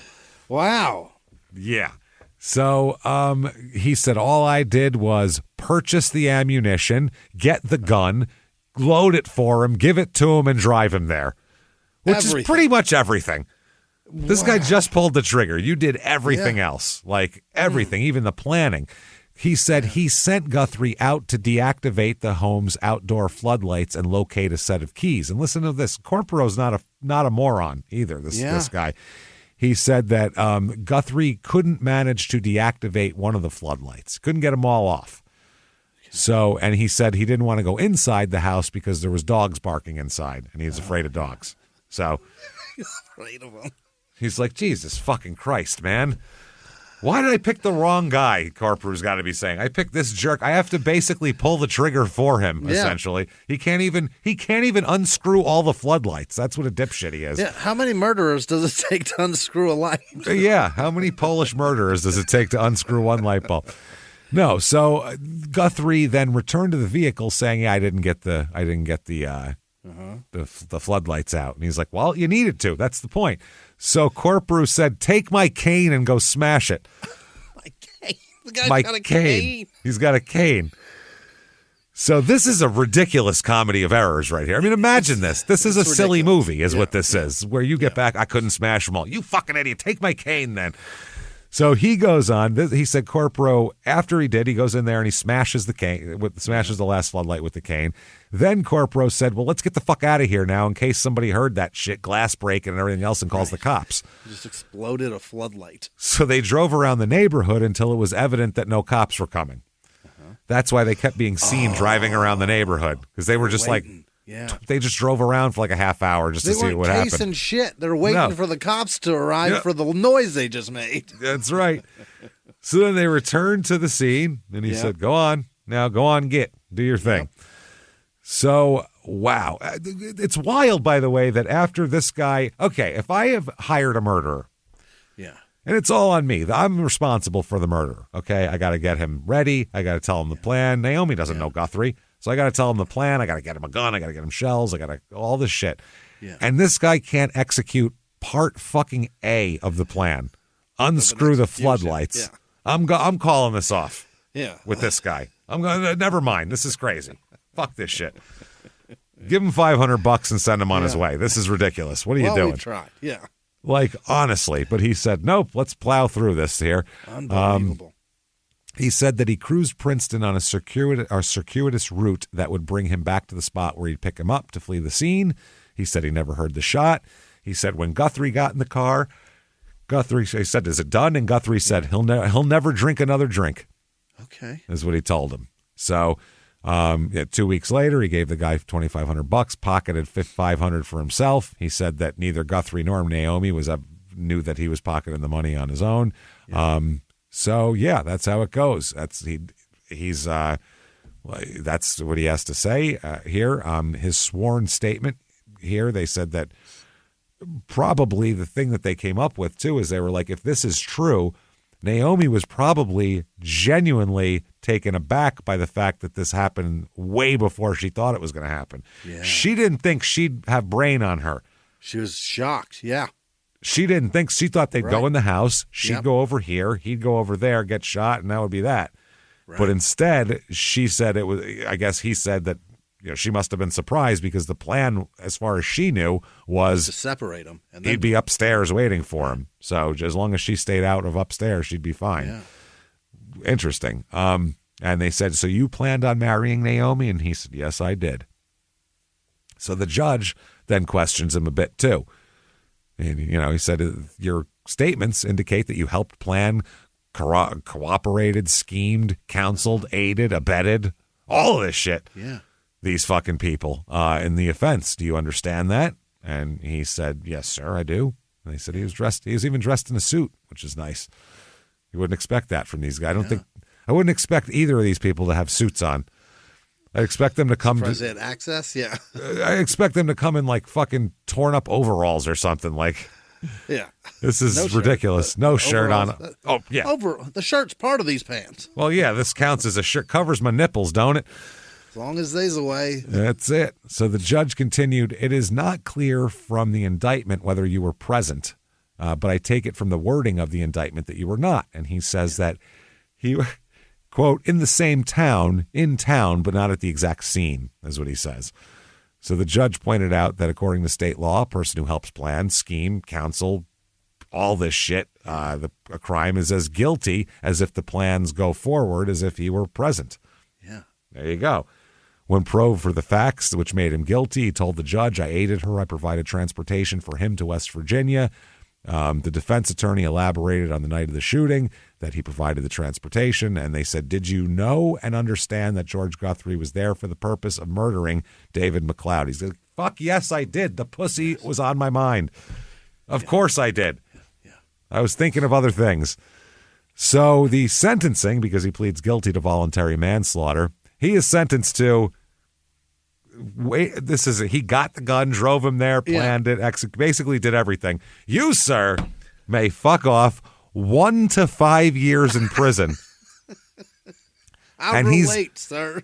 He's released after 8 months. Get out of here. 8 months in prison he does for murdering, basically, essentially. This is he fucking planned, executed, and did everything but pull the trigger. Well, that's why crime's so high around here. They don't punish anybody for it. That's wild. 8 months? Are you kidding me? Holy shit. That judge really had sympathy. I get that that's what I mean. The judge was like, I hear you, buddy. Like, I guess they really want to nail her and they really want to nail the trigger man, I suppose. Yeah. So they're giving this guy a huge break. Unbelievable deal. Like, rather than saying, okay, rather than first-degree murder, the second-degree murder, 20 years, something like that. They go all the way. Voluntary manslaughter. You'll be out by Christmas. That's crazy. Conspiracy. You were part of this 100%. Wow. How do you not get at least 30% of their sentence? That's what I mean. So then the state makes an agreement with Guthrie as well. Oh? A plea agreement here. But the trial court, the judge refuses to accept the plea agreement that he makes with the prosecutor. So this guy thought he was good, and the judge is like, fuck no, he's the shooter. Do that. Hell no.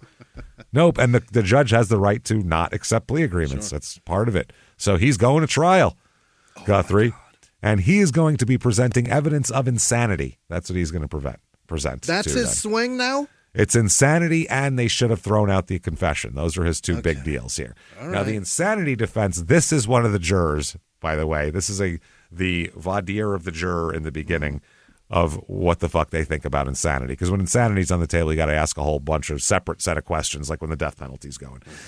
So they said, in general, do you believe that psychiatrists and psychologists can help people?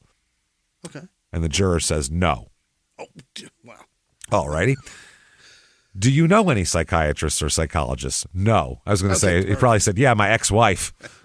But no. They said, you say you don't in general think they can help people. Is that based on prior experience or just a feeling? And he said, it's just general feelings. I'm just ignorant. That's all he said. I've done my own research. I'm just an ignorant shit kicker. That's all. That's what he might as well have said. I get inklings from shit I see on TV and then make judgments based not on reality and fact. You know how most do. You never heard the term psychologist? Yeah. That's why. That's why. If you can say it with a sarcastic tone, I don't believe it. I ain't believing it. I heard it said sarcastic one too many times. So they said, do you think people who work in the mental health profession, such as psychiatrists and psychologists, might be weird or seem to be weird? Mm-hmm. He said, the answer is, like I said, I don't know any of them, but from what I've read, that's a stretch, and from what I see on television, there you go, it looks to me like they have got as much problems as the people they talk to, and it is two bothered people, and it is two bothered people getting together and talking over problems. So you have no idea what the fuck you're talking about. No, you don't understand. Psychology is when you go talk to somebody with your same problems and y'all commiserate. Just talk about it. No. Idiot. He saw a movie where there was a psychiatrist, and that's what happened. And he said, well, that's what that is. And then moving on, they said, is someone who is emotionally ill considered sick? And he said, yes. Right. Okay. They said, can they help the way they are? The answer is, well, I believe they could if they really had someone in the family, someone close to them to get them into a routine. I believe in work myself, and I think if you work hard and concentrate and keep your mind off things that bother you and do something else and see if that would help. Next, right? Next. Everybody. No. Hey, everybody out there. This is a message from James and Jimmy. You got some mental issues, some problems. You need help. Yeah. Don't seek help. Just work harder. That'll help Step you. Step 1, make your bed every morning. Step 2, have breakfast. What's this fucking routine you're talking about? He means if you work so hard that you're too tired to think about shit and that you're so depressed. Yeah, if you don't have time to have problems, you ain't got problems. You ain't got no problems. Wow. Okay. This guy's great. That's who I want on my jury. How about you? I mean, they better just send this fucker home, right? He's really open to different ideas and, open to a lot here. They said, what's your opinion of someone claiming to be disabled on psychological or psychiatric grounds? I guess, first of all, I ought to ask you, do you think someone can be disabled for psychiatric or psychological reasons? He said, not really. Oh, my God. Oh, okay. You've never met anyone paranoid schizophrenia or anything, apparently. They said, is it possible to experience psychological pain? And he said, I suppose so. How fucking perfect is it in this person's life? Apparently everything's fine with this guy. Wow. He just saw a movie once and psychiatrists are assholes. They said, we thank you. After the juror left the court's chambers, Guthrie's counsel moved to strike her. Yeah, because she indicated she had a prejudice against psychiatrists, and she couldn't accept any of their opinions. Yeah. And the court said, nope, she's good. Oh my God! But she's on the jury. Oh my God, that person can't.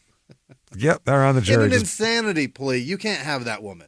Can't have a woman who doesn't believe that insanity exists, right? At all. And that there are people that can help treat that. Yeah, it's maybe one thing if she said, yeah, I think a lot of people use that as an excuse criminally or something. That's fine. Oh, I'm with you. Yeah, we can talk about that. But to say there's nobody who's not fine is fucking insane. Yeah. So for his insanity evidence here, he presents lay and expert testimony. So we're just friends of his that say, yeah, he's a fucking cuckoo. Yeah. And then also experts here who have degrees that say it too. They say not only does he have organic brain damage anyway. Oh, boy. Smashed his head or something. Injuries, yeah. But a long history of drug and alcohol abuse, blackouts from substance abuse, and had drug abuse mental disorders. They found he is within the normal range of intelligence, which is shocking, honestly. His experts were subjected to cross-examination, and they tried to equivocate the shit to a jury, basically, here. The state called one psychiatrist who answered 2 questions about Guthrie's mental state with simple yes and no answers. He did not explain why or how he reached his conclusions that Guthrie had been capable of understanding and waiving his rights, and that Guthrie was not suffering from a defect or disease that made him incapable of understanding what he was doing or conforming his behavior to the law. They didn't ask him to explain or expand on it. They just said, yes or no questions. Yeah. Is he capable of understanding or waiving his rights? Yes. Is he suffering from a disease that makes him incapable of understanding? No. That was it. Thank you. No further questions. So thanks for being here, Doc. Thanks a lot, Doc. And then there's a woman just with her arms crossed shaking her head in the jury. Liar.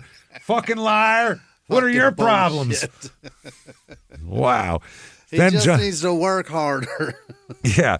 Now, John Elmer's got to earn his 8 months in jail here by testifying. And he testifies during the 3-day trial that he helped plot the killing in hopes of marrying Naomi, exactly what we said.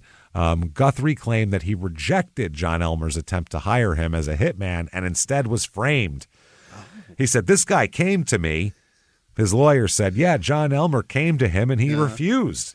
Yeah. He said, I'm not doing that. But then once they did it without him, they said, well, let's just say it was him since we talked about him anyway. We got a fall guy now. Yep, we got that here. He goes on. They ask John Elmer about his relationship with Naomi. And, he said it started before the marriage and continued until just a few months after her husband's death. My God. He said, quote, I was under, I guess you'd call it her spell. She just came on to me with her body and her. He loves saying that. He said that in both trials. Then he said, with her body and her promises. Then he said, I was like a spider in a web. She was the spider, and I was in the web, and I couldn't get out. I'm sorry this happened. I don't know if it means anything to anybody, but I'm sorry. I'm just a little butterfly. I'm just a little tiny little aphid just stuck up in here. She wraps her beautiful, smooth silk around me. My dick gets hard, and I can't help anything that happens. I'm just a little silkworm trapped Just in a little silk web. Little old silkworm here. Now, the verdict comes in, and they find Guthrie guilty of first-degree murder. Yeah. Okay. Sentencing, here we go. This is crazy. You, sir, may fuck off. Life in prison, but... There's a big but. Yeah. With the eligibility for parole, do you know how long until he's eligible for parole? Oh, my God. 50 years. 10 years. Oh, wow. That's it. Wow. First-degree murder, could be out in 10. I am in West Virginia. I'm surprised they didn't say, you, sir, may fuck off to a wood chipper. Throw you down a coal mine? Throw you down an abandoned mine shaft or something? We're going to throw you into a wood chipper that shoots your viscera into an abandoned mine shaft. And then we're going to have one of our shit local bands play underneath the rain of viscera. And while it's happening, we're all going to dance to It's Raining Men. That's what's going to happen. While the juror that doesn't like psychotherapy pisses the remainder of you off the walls. Jesus Christ. So, yeah, that is 10 years. Yeah. Wow. Unbelievable. So, now the two guys are taken care of. We got him and we got this one. Now, the point of that is to now put her up for trial. Right. She's going to be in so much trouble. Okay. So, remember, though, she's being held. She was out on that $50,000 bond she put property up for and moved to Huntington to sell cars at a Chevy dealership. Wow. She's like, let me show you the new. Let me show you the new Citation. It's wonderful. I'm trying to think of what shit cars were out in 82. 1980? Fuck, that was Citation. Not a good time for cars. No, it was the worst time we've ever had for cars. Even Corvettes sucked. Come see the Beretta. Yeah, the Beretta was later, I think. I'm going Citation, 88. Man. I don't know what would have been out in 1980 for Chevy's cars. I think it's a Citation. There would have been Monte Carlo, them, right? I think, probably was out. There would have been a bunch of them. Yeah, the El Camino. She was slinging them, though. Yeah. So during this here, so she is being called, her case is being called here. It's 9:43 a.m. Yeah. And the state calls the state of West Virginia against Mary Naomi Cloud. The state said the state is ready, but then they approached the bench saying the defendant's not here. No? She's not here right now. Yeah. They She's said busy showing the worst Camaro ever. She's busy showing a fucking 130 horsepower fucking Z28 right now. It's exactly what she's busy doing. So they said that the defendant hasn't appeared yet. The judge says the trial date. I guess the defense is asking for a continuance, and the judge says the trial date was set 6 weeks ago. Yeah, and he said let's do the usual procedure when a defendant fails to report for trial, and the clerk called Naomi's name 3 times, saying Mary Naomi Cloud, report to court. When she did not appear, the bailiff is ordered to search the courthouse for her. Wow. And he was out of the courtroom for several minutes before he returned and announced, quote, she is not in the courthouse. We knew that. We knew that. Thank you. Bench warrant, yeah? So, yeah, well, that's the thing that's going on. At that point, the judge orders a bond, considers the bond forfeited, and it tells the state to issue a bench warrant for arrest of her. Immediately, yeah. This is in May of 1982, and he said a warrant will be issued, and, there were unconfirmed rumors circulating around the courtroom that Naomi had written her parents a note or a letter. However, the contents of that was never revealed to the media, or it's not in the court records either. But there was a big kerfuffle going on around there saying that. Does that mean they now own the property she put up? Well, let's talk about it. Yeah. No, well, that would be, she forfeited the property, but she's a little slicker than that, as we'll find out. A spokesman for the Huntington Police Department's Detectives Bureau told the newspaper that he was contacted last week by her friend Bernie Stanley, the guy she's with. Yeah. Her Stanley's employer concerning a missing car. Oh. But he said no warrant had been obtained by the company. And the officer indicated that Stanley had been an employee there for about 6 years. Now, she's gone. They go to her house. They can't find her. No one knows where the fuck she is. She disappeared. So did Bernie. He's gone too. Oh, Bernie. They're ghost, like the fuck out. So, oh boy. Yeah, they put wanted posters up with a $5,000 reward. I mean, she's like Billy the Kid now. Yeah. So that's fucking wild. Apparently, actual fugitive. Actual fugitive. Wait till you hear her nickname. It's great. Oh, great. All the newspapers use it. It's fantastic. She basically rounded up all her liquid assets and took the fuck off. Wow. With a younger, in the newspaper, what's described as a younger, handsome male companion, Bernie D. Stanley. Yeah. So the prosecution believed that she probably took off well in advance of her court date, but they couldn't do anything about it because the court will do nothing until she's officially a no-show. Right. Yeah. They're not going to say, oh, well, we can't arrest her for, we think she might not show up. If you let her out on bail. 6 weeks head start? That's possibly, yeah. They said she'd never spent a minute in jail yet for this, by the way. Oh, my God. She got processed and sent home. Yep. She didn't even forfeit the property bond she had to put up to secure her bail, and we'll find out why here. Wow. They said, yeah, the prosecutor said that this was anticipated, but they couldn't take any official action until the judge opened the court at the assigned time, and it was officially recorded that she hadn't shown up. So apparently what she did is she sold the building she put up for bail before she left town. So she's got the money for it already. She's got the money, and they don't have the property because it belongs to someone else now. Yeah. So they're just fucked, holding their dicks in their hand, going, maybe we should have made it higher.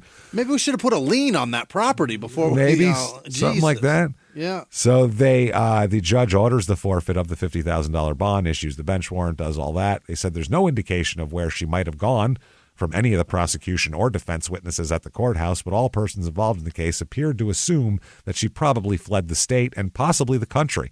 Oh, my God. She's got some money. It's 1980. 82 at this point. It's not like, you can go anywhere you want. So they said the prosecuting attorney told the newspaper immediately following the brief session of court that he and his staff will pursue this case, quote, to the limit and make every effort possible to have Cloud caught and returned to Fayette County to stand trial for the murder. We will spend every tax dollar we have. Every tax dollar. We will put aside the fancy oldie new railroad station that'll make y'all happy. We'll put it aside for 25 years. Spend all this money. This murdering bad woman. Bad. So all over the country now, there is articles everywhere. She's on the front page all over the place. Really? Whole country known as, quote, the Fugitive Temptress. Yeah. Which is absolutely the name of this episode. Unbelievable. The Fugitive Temptress, which is fucking hilarious. They describe her as 5'1.5", 105 pounds, and they put her social security number in the newspaper. What? 428-828259. It's in the newspaper. Anybody can find it. I'll say it too. Fuck you it. Can't do that nowadays, can you? No. Jesus Christ. Are you kidding me? 1,000 people would steal her identity in 12 seconds. I mean, they pretty much called her murder whore, so why not? Pretty much, yeah. Temptress fugitive. Hey, murder skank, come over here a minute. We call her the slut of death. Nah, that's no good. What about fugitive temptress? Yeah, that's better, right? Slut of death is crazy to put on a headline. You can't put that. That's offensive. Jesus. That's too amazing. Wow. So there's no warrants pending for her boyfriend somehow. Yeah. I would think aiding and abetting a fugitive, something like that. Nope. Yeah, and it seems like if you catch him, you'll probably catch her. That's right? the thing. He's described as a white male, 6'2", tall, weighing about 240 pounds with dark hair, about 40 years old. Probably dumb. So, probably dumb as fuck. Wet dick, that's for sure. Bright pink, raw dick. Raw dick, that we know about. So at the same time she sold that building, she also sold her downtown cosmetics business to her sister Sylvia as well. Wow. No one, the state didn't know she was doing this, but she was liquidating and getting as much cash as she could fucking gather. In July 1981, she sold the building she'd put up for her bond to her brother and his wife, aided by her lawyer, John Frazier, who since that happened had been appointed a circuit judge now. Oh, my. Frazier was accused in a lawsuit filed by the family of Cloud of helping helping Naomi sell the building when both knew it was being used for bond. Frazier dropped out of the Cloud case after being appointed a judge and declined to discuss his former client. I don't want to talk about the shady shit I did before. Now I'm upstanding. I'm not doing that anymore. Family members and other Princeton residents who knew Naomi also refused to discuss the case. They said that DB's will is still in probate, and they said a lot will depend on the outcome of the trial, because if she's found not guilty, she's going to get a whole shitload more than she would have if she isn't. Sure. Wow, she has apparently has a really high-powered lawyer after that. Haddad is his last name, nationally known lawyer from Louisville. He told the newspaper that he was surprised at Naomi's decision to attempt to evade trial, quote, because she's been very strong throughout the time we've been working on all of this. Well, she's full of shit, too. They said, are you going to keep working with her now since she took off and made you look like kind of an asshole? You know, when you beg egg for on your face, man. Yeah. When you say you beg for bail for a client, you're kind of vouching for him. You know what I mean? Sure. You say, I trust them. And he said, oh, yes, I won't bail out on her now. Why do they do that? I won't bail out on her. She got bailed out. Why do they always? They always tell them themselves. Everyone does it. So why do we do it? It's got to be psychological, right? That it has in your mind already. So you're just going to say it. Yeah. Like I said, it's like when we go on something that we're on like live TV on the news in Chicago that time, and it's 6 a.m. and neither of us have slept, and they're like, "Don't curse," and we're like, "Oh shit!" Oh, God damn it! That's all I am gonna go. How you doing, James fucking Petrogallo here? Good to meet you. Like, shit, I can't say fuck, it's early. Fuck, it's early, right? You fuckers look good this morning. How's it going? I just can't help it at that point. Fucking times you guys wake up. This is ridiculous. Jesus Christ. Balls, this is early. I'd suck a cock to go back to sleep. Fuck, right? Wouldn't you? Come on. Back in the studio, huh? So Stephen Cloud, who is DB's son, said that he suspected his stepmother wouldn't stick around for her trial, but he remains hopeful that she'll be recaptured. I would think eventually, He said, I certainly hope so, but I don't know. I think she'll end up paying in the end. And the prosecutor gives this will make you feel better if you're a family member and you really want her caught. He says that he's pretty confident that Naomi will be found, quote, one of these days. She's got to run out of money somehow. Dude, look harder. What are you talking about one of these days? They said the task of tracking down Naomi is just hard to do. They can't find her. Yeah. They said where, and there would be newspapers all over the place that would just have "Where's Naomi" articles every once in a while. Yeah. Where is she? What's going on here? And that will also, DB Cloud's kids, basically, they call the cops and the prosecutor's office every week. Really? Where's Naomi? You find her yet? What's going on? You got any leads? I'd like every fucking week, which is what you kind of seems like you have to do this apparently. It's crazy. Somehow. I can't believe it. So they said they failed to find her despite pursuing clues in many states and countries. They're pursuing clues everywhere. So the authorities say in an effort to defraud the state, she sold the property that she claimed was her bond. The prosecutor announced that his office investigation had revealed that an apartment house in Princeton was the property used for the bond. And in September of 1980, she sold that to her brother, sold her business to her sister, and he said that he would take legal action to have the property turned back over to the state to meet the bond requirements. Mm-hmm. In the civil action, they said the deed between Mary Naomi Cloud and E. Howard Hill and Betty Hill be set aside on the grounds that the property was subjected to the bond and that the couple had reason to believe that the property was subject to bond. It's hard, though, because if they just go, we didn't know. Yeah. It's all through already. Like, I don't know how that's crazy. Yeah. It's a done deal. They said that they're asking that the property be forfeited to the state of West Virginia and sold at public auction, along with that shitty house from the real estate report. So 1984, Guthrie has an appeal. She's still gone, by the way, 2 years later. Oh, my God. 84. He maintains his confession should have been suppressed because he was not promptly presented to a magistrate. And I was hammered. Hammered. But instead was taken to police headquarters and interrogated. He was arrested at 9:25 p.m. and taken before a magistrate at 11:45, so 2:20. That's how long that is. His thesis is that the officers had probable cause to arrest. The warrant founded on the indictment, so that the pre-presentment interrogation was unnecessary, and the only reason he was not presented was to get him to confess. That's what he's saying in these filings. Now, Virginia's arrest and presentment statute, and also is similar to West Virginia's, provide that the persons arrested under warrant shall be taken before a magistrate, quote, without unnecessary delay.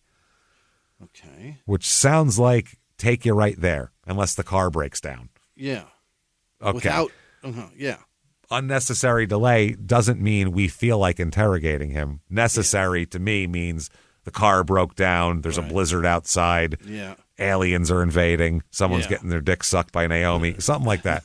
There's a parade, whatever.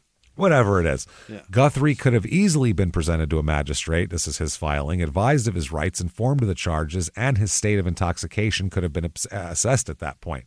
Now, the state says that we are not to apply our prompt presentment statute extraterritorially, and Virginia, applying her own law, would admit this confession. Okay. So now you're talking about which state's law are we going to go with? Jurisdiction? Yeah. What the fuck? They said there is authority for the government's position, but they said that the court says they disagree. This is not a question of extraterritorial application of our prompt presentment rule. We must decide whether a confession elicited under the facts in this case is admissible in our criminal courts. Guthrie's not being tried in Virginia for his crime. He's being tried here. So he also says the insanity thing. He said he offered evidence he was insane. He argues that the state failed to rebut the evidence sufficiently because all they got was a yes and a no from their psychologist. Right. Yeah. And the jury said, good enough for me. So they said that there exists in the trial of an accused a presumption of sanity. However, should the accused offer evidence that he was insane, the presumption of sanity disappears and the burden is on the prosecution to prove beyond a reasonable doubt that the defendant was sane at the time of the offense.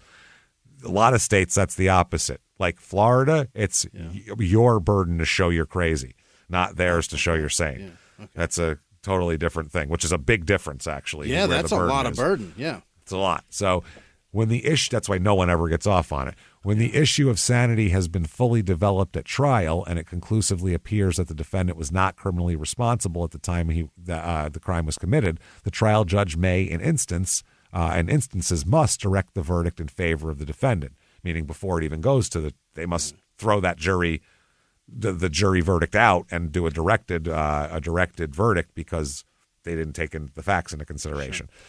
So they said that in this case, the conflicting evidence adduced at trial forecloses the possibility that the evidence was conclusive of insanity, even if the appellate alleges that his psychiatric experts were superior to the state psychiatric expert. Defendant's position is that he produced sufficient evidence of insanity to repeal the original presumption of sanity and that the state's submission of two curt, unexplained answers by its expert was equal to no rebuttal at all, and therefore, as a matter of law, he must be found insane. Okay. They also question whether the trial court erred in refusing to strike that juror who indicated that she didn't think that mental illness was real. That wacky bitch. That is fucking wild. Now the decision here, the West Virginia police, they said worked hard to find, and the Virginia police worked together to arrest Guthrie. Virginia's only involvement was her fugitive warrant predicated on a crime committed in West Virginia. At all times during the arrest, questioning, processing, and presentment, the Virginia officers were accompanied by our West Virginia authorities. Finally, the evidence is clear that Guthrie's delay was prompted by our officers and untimely interrogation was conducted by them. Okay, now intoxication. Was Guthrie unable to give a voluntary confession? The trial court found that he had ingested speed and beer, but that he was capable of waiving his rights. Yeah. The troopers all testified he appeared normal, while his family and friends said the opposite. The trial judge heard the testimony and was in the best position to evaluate the credibility of the witnesses. So that's basically, they said our hands are off of this one. That the insanity, the judge had the the intoxication. The judge would know best, so that's not on us. Okay. The juror, they said, we cannot conclude that this juror was unable to render a verdict solely on the evidence and the court's charge. Therefore, the trial court did not err by refusing to strike her for cause, which is crazy. Then they say the confession. West Virginia officers may not avoid our state's rules about prompt presentment of arrestees and admissibility of confessions when they cross our borders to apprehend a fugitive criminal suspect. The tangential involvement of Virginia police in the arrest process in Guthrie's case did not obviate the requirement that our officers follow our laws. We conclude Guthrie's confession was inadmissible, reversed and remanded. Oh, boy. New trial? New trial. Absolutely. So November 1984, they do a new trial here. And in the opening statements, the prosecutor says, the first-degree murder case cries out for justice. It was a contract killing here in this county for no reason other than gain by Mrs. Cloud, gain by Corprew, and gain by Guthrie. It was a senseless, brutal killing. Defense says that his client had no part in the killing, and that his confession is not admissible here, by the way. So they got to prove that he was there. Which good luck. They have Corprews, they have John Elmer, but that's uncorroborated. Yeah, that's his. He said. Yeah, usually from a co-defendant or a co-criminal, you have to have corroboration for their shit. Right. Where it's not. So they said, it's this guy who talked about getting rid of David Cloud in various ways and all this. Not my guy. Right. They said Corprew is the one that he should be sitting right here. So the defense attorney says that he contends that his client had no part in the killing and that Corprew is the culprit. He said Naomi Cloud and Corprew had been lovers who schemed to get rid of David Cloud, including poison before the shooting. So they said that Guthrie, whose first-degree murder trial ended today, goes pretty quick. He claims that he rejected the offer again and that he's being framed. Same thing as the first time. In closing arguments, they said that the prosecutor said that he plea bargained with Corprew because he's the sole link in the events involving the killing. He said, I wish I was up here in front of you trying him too. Believe me. Yeah, scumbag, but got to do what you got to do. There's one thing that will forever change the way you sleep, and it's the softest 100% organic cotton sheets from Boll & Branch. You'll fall asleep faster, wrapped in the most luxurious comfort. You'll never sleep hot again. With sheets that feel breathable to sleep in, you'll experience the purest softness on night one and feel your sheets get even softer with every wash. Discover the difference with 15% off your first set of sheets at bollandbranch.com with code WONDERY15. Exclusions apply. See site for details. Have you ever gotten a message out of the blue? Maybe you ignore them. Or maybe you end up in conversation. Maybe they tell you about an amazing offer. I can really show you how to make some money. And maybe that gets you into a lot of trouble. But this isn't a story about people like you, the people receiving these messages. This is a story about the people behind the messages, on the other end of the line. Thousands of them, working in a microcity built for scammers. From Wondery, the makers of Dr. Death and Kill List, comes Scam Factory, a new series about survival at the expense of others. Follow Scam Factory on the Wondery app or wherever you get your podcasts. You can listen to Scam Factory early and ad-free right now by joining Wondery Plus in the Wondery app or on Apple Podcasts. So the defense lawyer said there are two guilty people, Naomi and Corprew, and George Guthrie is not the third. No, he's the second. Remember? Yeah, there you go. Yeah. Verdict comes in. He is found guilty of first-degree murder. Again. Yeah. With mercy, though, again. Okay. Which leads him to be sentenced to, you, sir, again, may fuck off, life in prison with eligibility of parole in 10 years. That's with mercy. Okay. That's a lot of mercy. That's the most mercy I've ever heard of. 10 years. You shot a guy point blank in the face with a shotgun on purpose for monetary gain. That is like the most clear-cut first-degree murder. You're going to prison forever shit I've ever heard in my life. Cold-blooded, too. Cold-blooded as fuck. Oh. That's cold, dude. Dark, yeah. to sit there to break a light. He sat there and waited with plenty of opportunity to go, what am I doing? The fuck is wrong with me? Never mind. Even when they came in, he could have just said, never mind, and stayed behind a bush and not alerted them to his presence and taken off. There's so many ways to get out of this. He had body work to do. Well, you know what? Sometimes you got to fix that citation. It's up on blocks. 1985. Yeah. Okay. Naomi's still missing. Uh-oh. 3 years now it's been since she took off. Yeah. A $20,000 reward is being offered for information leading to her arrest. This reward is offered by Cloud's stepchildren. One of them here talks about it and says that, the reward is, they just hope that she's found. They'll give any amount of money they can to get her back here to be fucking put away, which they shouldn't have to put the reward up. No, I don't think. That should be Again, county, right? County maybe driven? if you had one less fucking fancy replica building of an old railroad station, you could put up a goddamn fucking reward for murder fugitives who have fled your state, who you go, hope we find her someday. But we like the main street of yesteryear, and we'd love to just replicate Oh, it. man, makes people so much happier. So that's 85. Yeah. 86, gone. 87. Oh, my God. All sorts of rewards. And every once in a while, there's articles around, hey, where's this Naomi lady? Yeah. Just what about keeps that coming. murdering trollop? Oh, man. So, April 23rd, 1988, Kennewick, Washington. State. The other side of the country. Other side of the country, near the Oregon border, I believe, as a matter of fact here. Authorities get a tip in West Virginia that she is living in Kennewick, Washington. Wow. So a former state trooper travels to Washington with State Police Sergeant Charles Blizzard, just like the Blizzard. That's fucking awesome. For the arrest. I will arrest you like a blizzard. You won't even see it. They receive a tip on where Cloud could be found. The information, likely, they said, if they find her, they should be good for this reward that's been put up. So the investigator said he basically went to Kennewick and flashed pictures from wanted posters to people all around the town.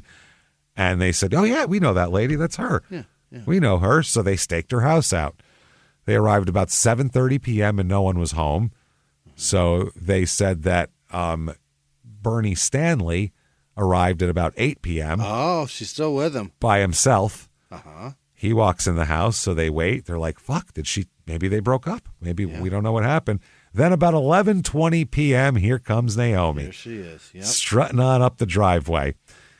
She goes in the house. They wait. For some reason, they don't arrest her outside. They wait till she goes in the house, and then I guess to coordinate a raid or whatever, but they don't even raid. They just knock on the front door. And Bernie is talking to the cops. While Bernie's talking to the cops, she tries to run out the back door and take off. Where the fuck's she gonna go? And walked right into police. Yeah. It's better than a guy with a shotgun. So true, yeah, but they gave she's her a better running chance. Yeah. She gave her running, husband. Running like somebody after Chris Hansen says, "Have a seat." Yeah. Where do you think you're going, lady? There's cops out there. I picture like Lorraine Bracco and Goodfellas, like cutting up bags of Coke and dumping them in the toilet, like shit like that, freaking out. So the police, the guy who arrested her, said she looked totally shocked. Yeah. She was very upset. She didn't say a word to me after we arrested her. Just gave me the dirty look she used to give me before. She's just giving dirty looks. This shit's beneath me looks. Yeah, you can't fuck your way out of this one, lady. No, I don't give a shit about your tits right now. So they said that Stanley and Cloud apparently have been living in this home since July of the previous year of 87. So they've been here for a while. Cloud was working and had a Washington's driver's license under the name Carol Donna Johnson. Good God. By the way, you know what everyone called her? What? Donna. She went by her middle name still, even on her driver's license. See the little things people give away? Yeah, little tells. She didn't need to do that. No, she could have been Donna Carroll. That's what I mean. She made her fucking name up. It doesn't matter. Yeah. They said, the cops said it was obvious she tried to disguise her appearance in the license picture. But when we arrested her, she looked the same. Anybody would have known her. Same hair, same makeup. The only thing is she gained a little weight in the hips. That is hilarious. She still puts makeup on from 8 fucking years ago, and she's, ass is a little fat, we'll just say right now. A little outside the realm of what, Got a little doughy in the hind end, you know what I'm saying? Wow. But she looked just like she did last time I saw her. Yeah. during the 6 years on the run. Where's she been? What's she been doing? It's shocking. Okay. She was alleged to have had a number of aliases on credit cards and other documents belonging to her. I don't know how she does all this, but back then it was probably a lot easier. Yeah, you just write a name in. You could also fake documents. Yeah, your license was paper, for Christ's sake. No shit. Yeah, they said that she went by Bonnie Naomi Bright, Mary Naomi Bright, Bonnie Naomi Hancock, Mary Naomi Hill, Carol Donna Johnson, Mary Naomi Lewis, which is her fucking maiden name, which is pretty stupid. Mary Hill Stanley, which is her boyfriend's last name, and Carol Donna Marie. Marie is a last name. Yeah, okay. Okay. In one of her fucking lives, one of her fucking identities, she worked as a sales rep for a water softening firm, and her sales in the company ranked 3rd nationally. Oh my God. She was living her life, dude. They weren't they weren't hiding oh God, looking out the window. She's fucking selling things to people. Fixing your hard water, for Christ's sake. This is the 3rd best person of it in the whole nation.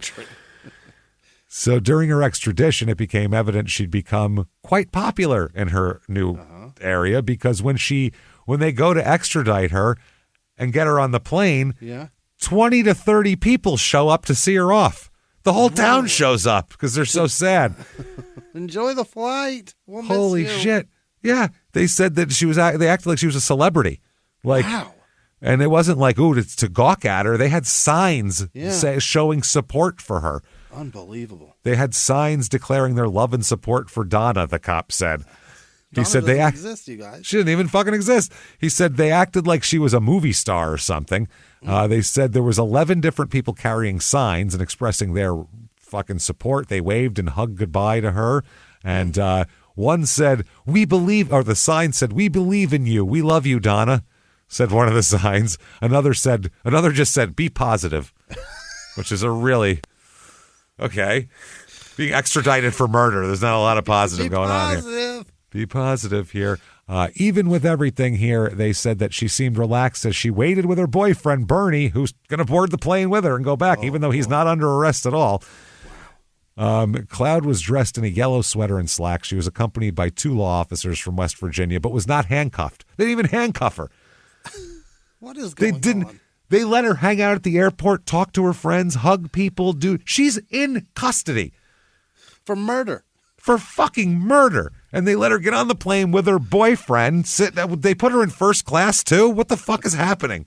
Make sure to get her the headphones so the movie isn't a waste. It's a private jet, James. This is crazy. No, it's a United Express flight. Oh, really? A United Express flight to Seattle, where they fucking then get a flight. Yeah. To probably some other city to where they have to drive 12 hours to fucking West Virginia. So, unhandcuffed. Wow.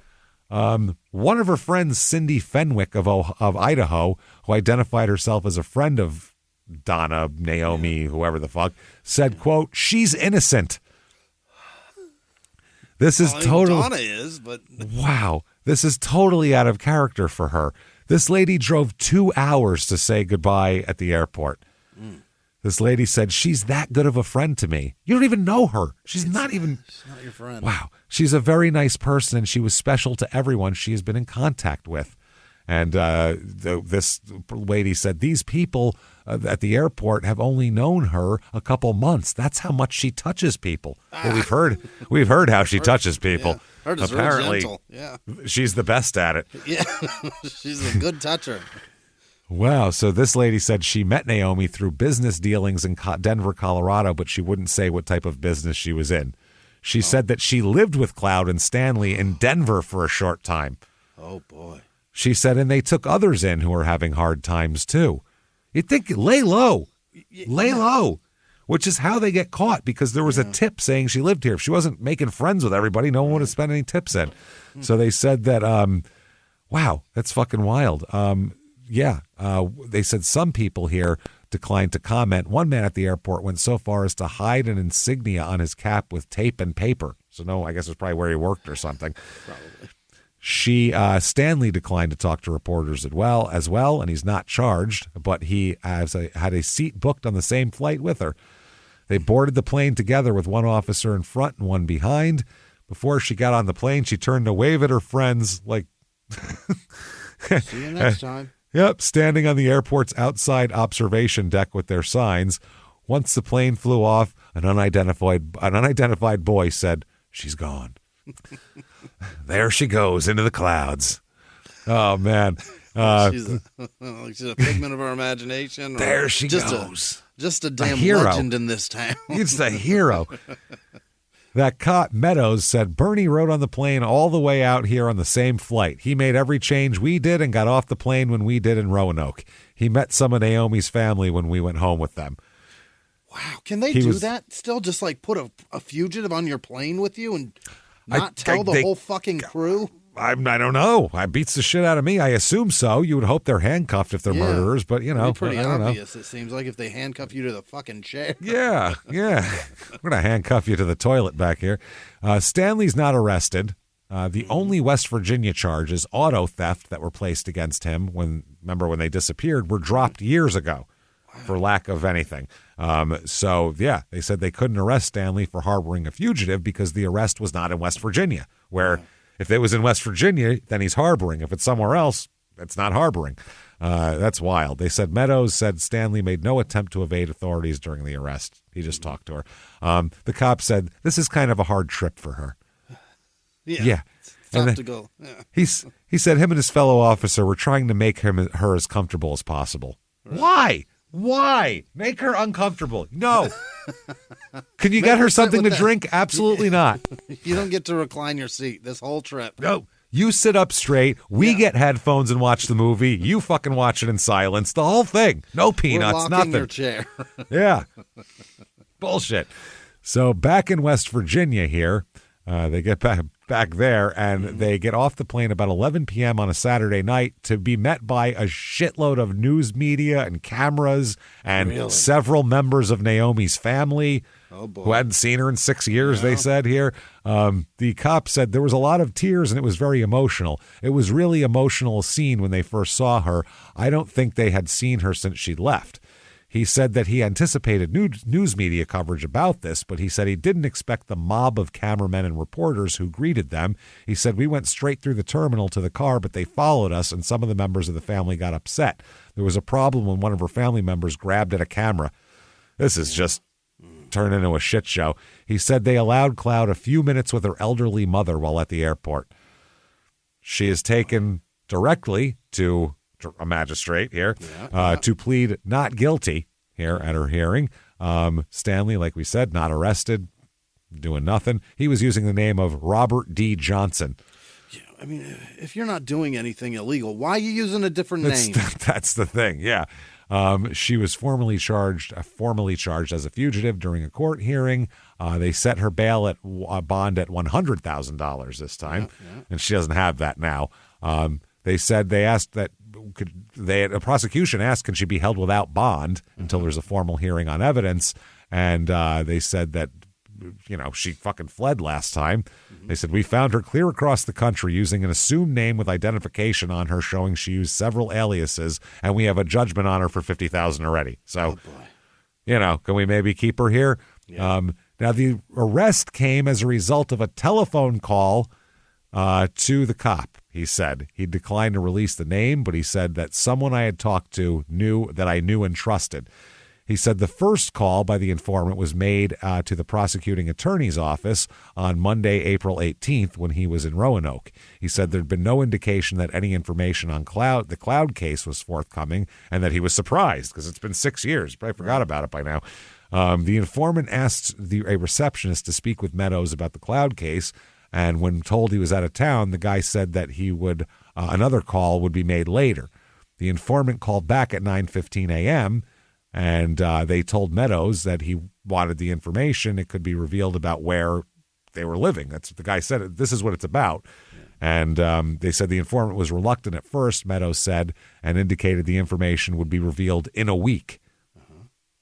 I'll tell you in a week, is what the person said. So the cop said, we talked for about 45 minutes or an hour. I didn't want to take a chance of waiting a week when I finally got the information. He said the informant, it was somebody I know, and it was the first time we had ever gotten a street address in a town. That was the reason why I was convinced it was a good tip, because they had an actual address. Yeah. So he and Blizzard were unable to make the trip until Thursday because they had to get airline tickets and the services of federal marshals to accompany them for the arrest. A lot of arranging to do. Yeah, that's a lot. And they said, the informant will probably get the reward. So they indicated... Their defense indicates that they want the case resolved as promptly as possible. Let's get it going. Yeah. Now you want to get it done. Where were you 6 years ago when we wanted to get this done?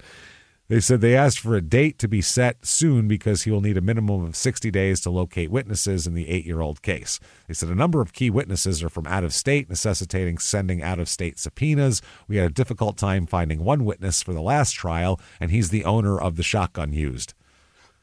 Yeah. They said that the past 6 years we've spent our time looking for her and have not kept up with the witnesses. It will take the state a minimum of 30 days to crank everything back up again. Yeah, this has been collecting dust on a shelf. We put this away. Guthrie's already, he's almost on fucking parole already. The other guy, Corpru's lived 3 lives since then. Jesus, yeah, he's got kids again. Fucking A, man. So the detective's reaction here is... This is Meadows said, quote, well, she finally spent a night in jail. I waited a long time for this. Yeah. He said, you don't know the nights I've laid awake trying to find out where she was. It's been a long time, and it's a relief. He said, we're relieved that we, and one of the kids of DB's kids said, we are relieved they finally found her. We always knew they would because we knew they never gave up on the case. He said that because he kept badgering them, not badgering, doing the right thing. He showed up with coffee and donuts and was like, let's get to work, boys. Let's crank it up, guys. What are we doing? Where are we going today? And they're like, huh? What's that now? Good morning. Now, one of her attorneys tells the court that a plea deal would be in her best interest because she fears a first-degree murder conviction based solely on Corpru's testimony. Yeah. So the state agrees to a plea deal with her. Yeah. For second-degree murder. Oh. Okay. They made the plea to the judge. They said in a low voice she made the plea, barely audible to spectators, including about 10 of her family members and friends, and the victim's 3 children and brother. Her lawyer then asked for probation. She's been on the lam. For second-degree murder. There's no probation for that. What are you talking about? She liquidated all assets and ran. And what? From a murder charge. Yeah. This is crazy. So the plea bargaining was arranged by her lawyers. She still had the same lawyer. He didn't back out on her. Christ, he was still 6 years later. Frank Haddad is his name of Louisville. And she never takes the witness stand to have to tell her part. They do not make her allocute shit. She just has to plead guilty. Sentencing comes around. You, ma'am, may fuck off. 5 to 18 years. What is going on in West Virginia? What the fuck? She was gone for 6. She could get out in 5? That's crazy. That's fucking crazy. This is why your crime is so high. There's no penalty for fucking up.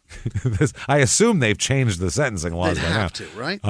They have to. Her attorneys asked that she be considered for probation after a background report's given to the court. And they were like, I don't fucking think so. DB's daughter said, quote, it's my birthday, and this is one of the best birthday presents I've ever had. That's Sharon Cloud. She said that we've waited a long time. It's been a long 8 years. Holy shit. They said it was great to finally hear her say guilty. Yeah. His son, DB's son, who came all the way from Texas at a moment's notice, said it's been a long time, and naturally we would have preferred it, and it would have been nice to see her get first degree, but it was good to see her finally admit her guilt. She can compose a plea any way she wants to. We all know she's guilty. So, yeah. They said, we're glad it is where it is and has finally come. I don't know whether it's right or not, but who cares? Sharon, the daughter, said the worst of it is it will never be over. Right. No. So 1989 assets left from this are being sought. Oh. Now they're trying to get assets. Authorities tried to seize the building she put up, and that was gone. They said the $90,000 in insurance money also, that's gone. Fucking God knows where. So they said they plan to investigate to determine how much money she has. They said, we're going to find out if she has other assets and see if she has money in somebody else's name. We have a judgment against her for $50,000 plus $50 in costs and 10% interest every year since May 1982. Wow. But as far as I know, she doesn't have any assets to collect. So there's that. They said she expects the victim's children to pursue the money that she received after her husband's death, but she said, I don't think that she has much money now. Third best water softener salesman in the country has no money? Got fucking ugats. Wow. Which is surprising, right? Yeah, there's no money in water softeners. Who knew? If you're thinking about going into the water softener sales game. Evidently, there's no money in it. You maybe should be the third not. best and still be broke. Still be fucking poor as shit, apparently. It'd be a pauper. So, yeah, this is... trying to find this. Yeah, I believe I don't know if this is her or not. I found an obituary for someone who fits her name. Yeah. But I don't know if it's her or not, though. It's hard to tell. Oh. So I'm not positive about that. Yeah, that's a tough one. So who knows? Well, but she's definitely, everyone's out of prison. No one served too long a time for this. Yeah. Well, is the age right? Not quite. Yes, but I don't know if it's her, though. It's one of those things. I can't be positive of it to say, yes, she's dead, or yes, she's not, or here's her Instagram. I don't know. Because the one has an Instagram, so I'm not sure. Really? Now, like we've done before in West Virginia, because it's a wild style kind of place here, wanted to tell that first story and then tell a shorter story at the end here. That is, because that was...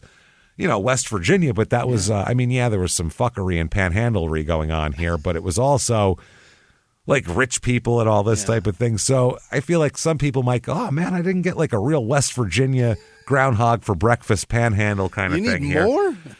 So I got another case for you here that we'll run through real quick here from 1956. Yeah. Mingo County, 1956.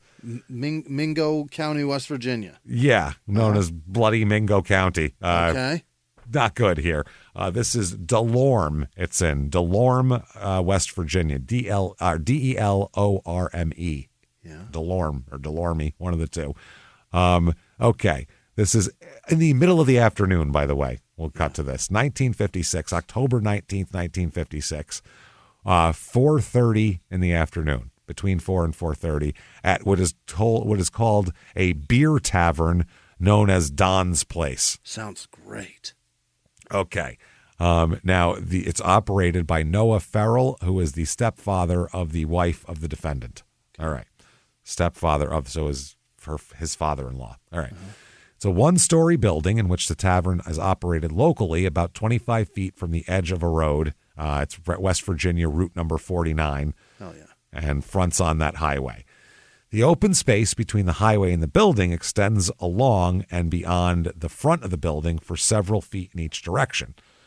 At the front entrance is a large single door, which, when opened, swings inside the building, and the bottom of the door is several inches above the level of the area between the building and the highway.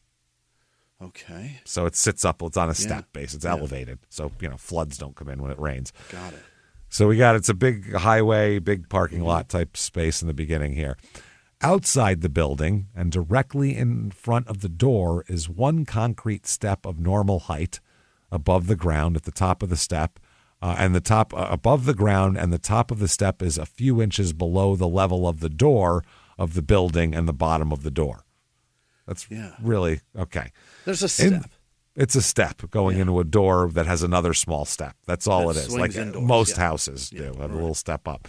Inside the building is a large room which are several booths on one side, a service counter, and a bar on the opposite side of the booths. A bar. A very small dive shit bar. Yeah, in the middle of fucking Mingo County, West Virginia. It stinks in here.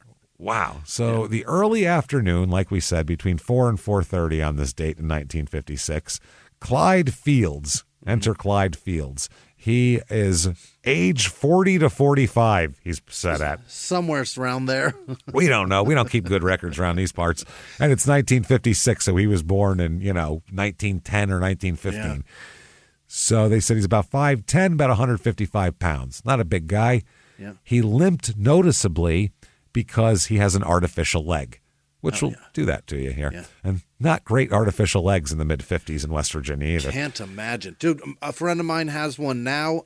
They're not that great now. No, but they're shitload better than this. Can't imagine. It's wood. This was just wood strapped to your body. That's all that shit was. Wood with leather straps. Oof, fucking brutal, man. Yeah, that's hard. Probably dragging it around with you. It'd be difficult.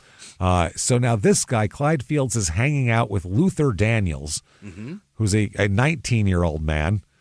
So 45 and 19. Illegal. Shouldn't be. Hanging out at 4 o'clock. 18 is probably, the... I was going to say, it's probably too young. Yeah. It's 18 back then.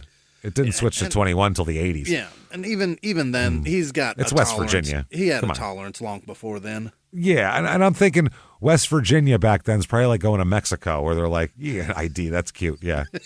That's sure. adorable. Sure. That's fun. So, yeah, he's 19. They sat together visiting, drinking beer and moonshine whiskey at 2 other taverns in the neighborhood of Don's Place before they came to Don's Place between 3 and 4 o'clock for the purpose of doing what? Drinking more beer. What day of the week is this? I don't know what day of the week it is, but it's the middle of the fucking afternoon. And it is the 3rd bar we've been to at 4 p.m. Wow. They've been drinking for a while. Yeah, 1940, no jobs between them. Okay. They had no money. Yeah. Which is when you go to bars to drink. Oh, my God.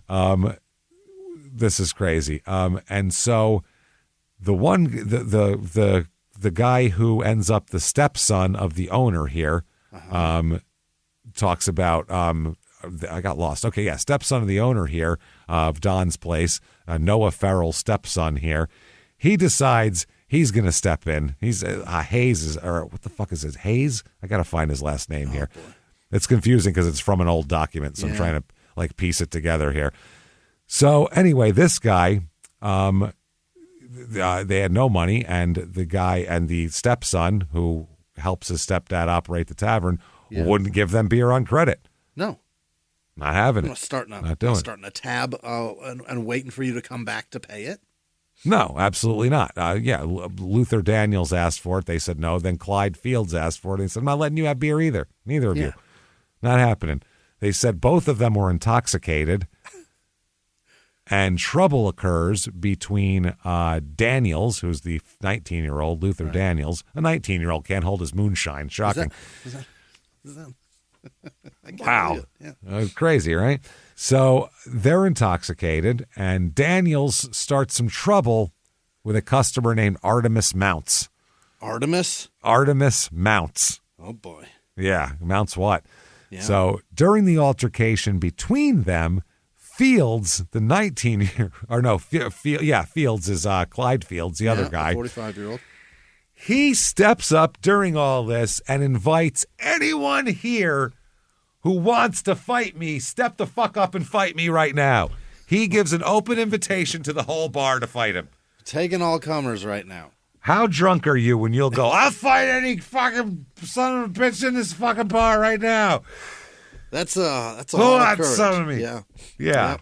Liquid courage and back then people are armed in these. Oh. Like now you can't be armed in there. That's a felony in the first place. Either way, even if they're not armed, it's the middle of fucking West Virginia somewhere. Someone's gonna go, I'll take you up on that. Sure. No, I haven't had a drink yet. Let's go. Let's do it. I just got off work. Fuck you two been up to? So I just came out of a coal mine, for Christ's sake. Oh, whoop your ass. I'm pissed off and thirsty. Let's go. Anyone who wants to engage in a fight with him to do so. Mm-hmm. So that's fucking amazing. So they tell him, you both have to leave the fucking building. Yeah. All right? Get out.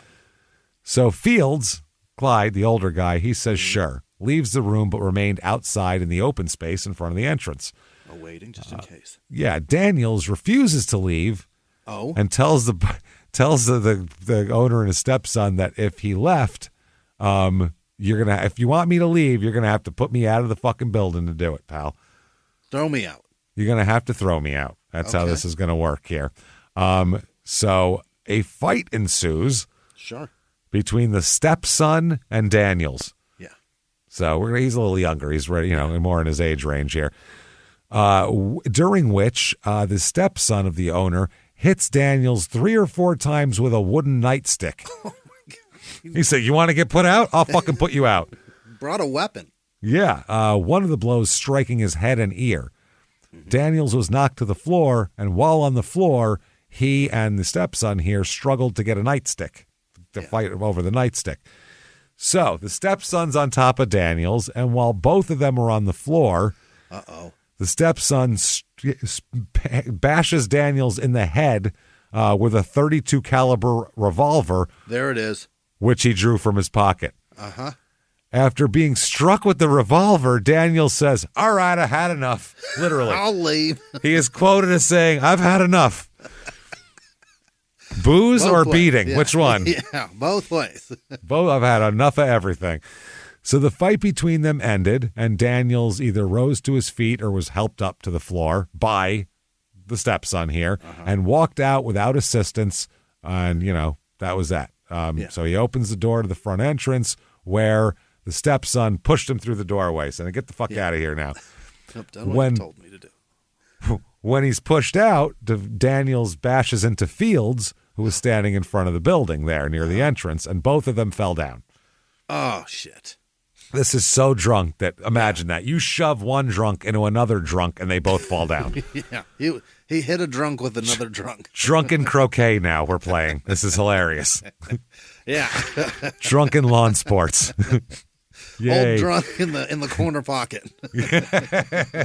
I'm gonna use the 19-year-old cue ball. We'll put the 40-year-old in the corner pocket there at that. 19 into the 45, both on the ground. Both on the ground. Boom. Look at me. I called it. Holy shit. So they both fell down. Yeah. Daniels gets up and leaves the scene. Yeah, but while walking away, he hears a gunshot. And he turns around and he saw Fields, and he saw him put his hand to his stomach and fall to the ground. Oh. Fields did, the 40-something-year-old. Now, after Fields was knocked down, Daniels was pushed against him. I guess he had arose or either stood up on the ground in the front of the door or approached the door and attempted to enter the building. But before he could get inside the building, the stepson, who stood inside the rear door, fired inside the building near the door, fired one shot from the revolver. Okay. And that's what struck Fields in the region of his chest. It passed entirely through his body, through and through, severing a main artery. Uh-oh. And he dies pretty goddamn quick. He bleeds out there. Sure.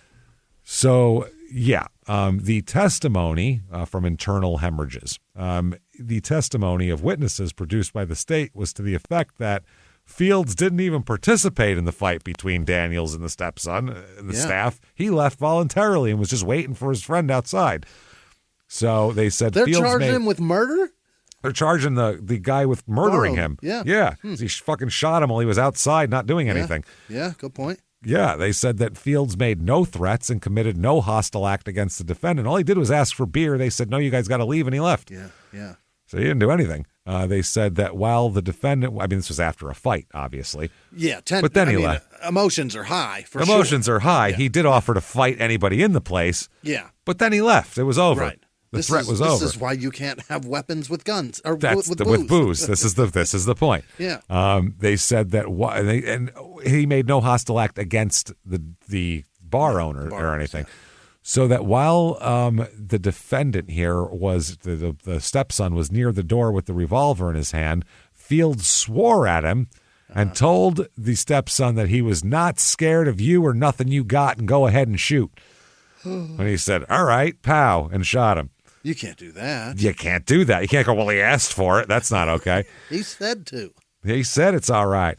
So each of the 5 witnesses produced in behalf of the state who were on or near the tavern and observed Fields testified that he did not see a knife in his possession before or when the shooting occurred. After Fields was shot, he didn't go to his assistance, but told someone nearby to take care of Fields, then went from the door toward the rear of the room. The stepson. So the stepson shot him and then was like, "Someone help him." Yeah. Bye. 6 witnesses, including the bar owner and the stepson and everybody, testified on his behalf. There's him. There's Noah Farrell, who is the stepfather. Jesse Farrell, I guess that's the mother, and of the defendant. And one other witness testified to the effect that on other occasions before the shooting occurred, there had been trouble between Fields and the defendant, and on each occasion, Fields made threats to kill him. And that Fields has made several similar threats outside the presence of the defendant, which were communicated to him before he shot Fields that day. They said he would tell other people, I'm going to kill that son of a bitch. So, other than the testimony of some of the witnesses that Fields was attempting to attack the defendant and to enter the building for that purpose with a knife or some instrument when the defendant shot him, there's no evidence that Fields was armed with any weapon, ever attempted to execute any threat made by him to injure or kill the defendant. He's just a drunk who was standing outside talking shit. Mouthing off, yeah. They had to say he started coming toward the door with a knife. That's why I shot him. That's just what they had to say. You know what I mean? If you could just shoot mouthy drunks, holy fuck, holy that'd be a Jesus slaughterhouse Christ in this country. Oh, I was a bouncer for a long time. I would have a body count of 300 fucking people on me. Like Every not even night. Every fucking night. Oh, this lippy bitch and this fucking big jacked up douchebag and this all these forget What do you about mean it. this isn't dress code? What are you talking about?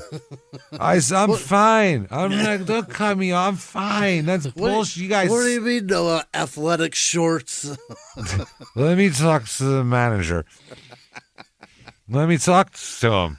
I can't wear a hat in here. Bullshit. Oh, that. Let me talk to the manager. Fancy. Who do you think sent me here to throw you out? Stupid. He made the rules I'm enforcing right now. Yeah, I don't fucking care. He said, get that guy out of here. We go, all right, time to go. Your fucking shorts know. say your pants say Adidas on them, man. No, you can't be in here. That was a sports bar. You can wear anything you want. Yeah, there. yeah. Still. No. This isn't Still, a fucking though. Crunch Fitness, sir. It's mainly just drunk guys groping girls. You have to throw them out for it. What? I said she had pretty hair. You said I'd like to taste your cunt. Get out. You had both hands on her ass. One on each cheek. This is not okay. She had nice hair. Oh, my God. Oh, shit. So everybody also on the defense side testifies to the effect that Fields was in the room when the fight between Daniels and the stepson began, or while it was in progress, and that he threw a beer bottle at the defendant, which either grazed or struck him. Still, you can't shoot him 20 minutes later for that. Yeah, he didn't have that beer bottle anymore. If he's throwing shitloads of them at you, maybe you're allowed to shoot him then. But if he had like a huge supply. If he's got an armful of them and just chucking one by maybe one. then, but not later. So they said that Fields, while standing in the door during the fight, called Daniels to give the defendant a good one. Said, yeah, give it to him good, you son of a bitch, which again isn't a shooting-worthy offense. Nope. And also yelled to the defendant, I will kill you when this is over.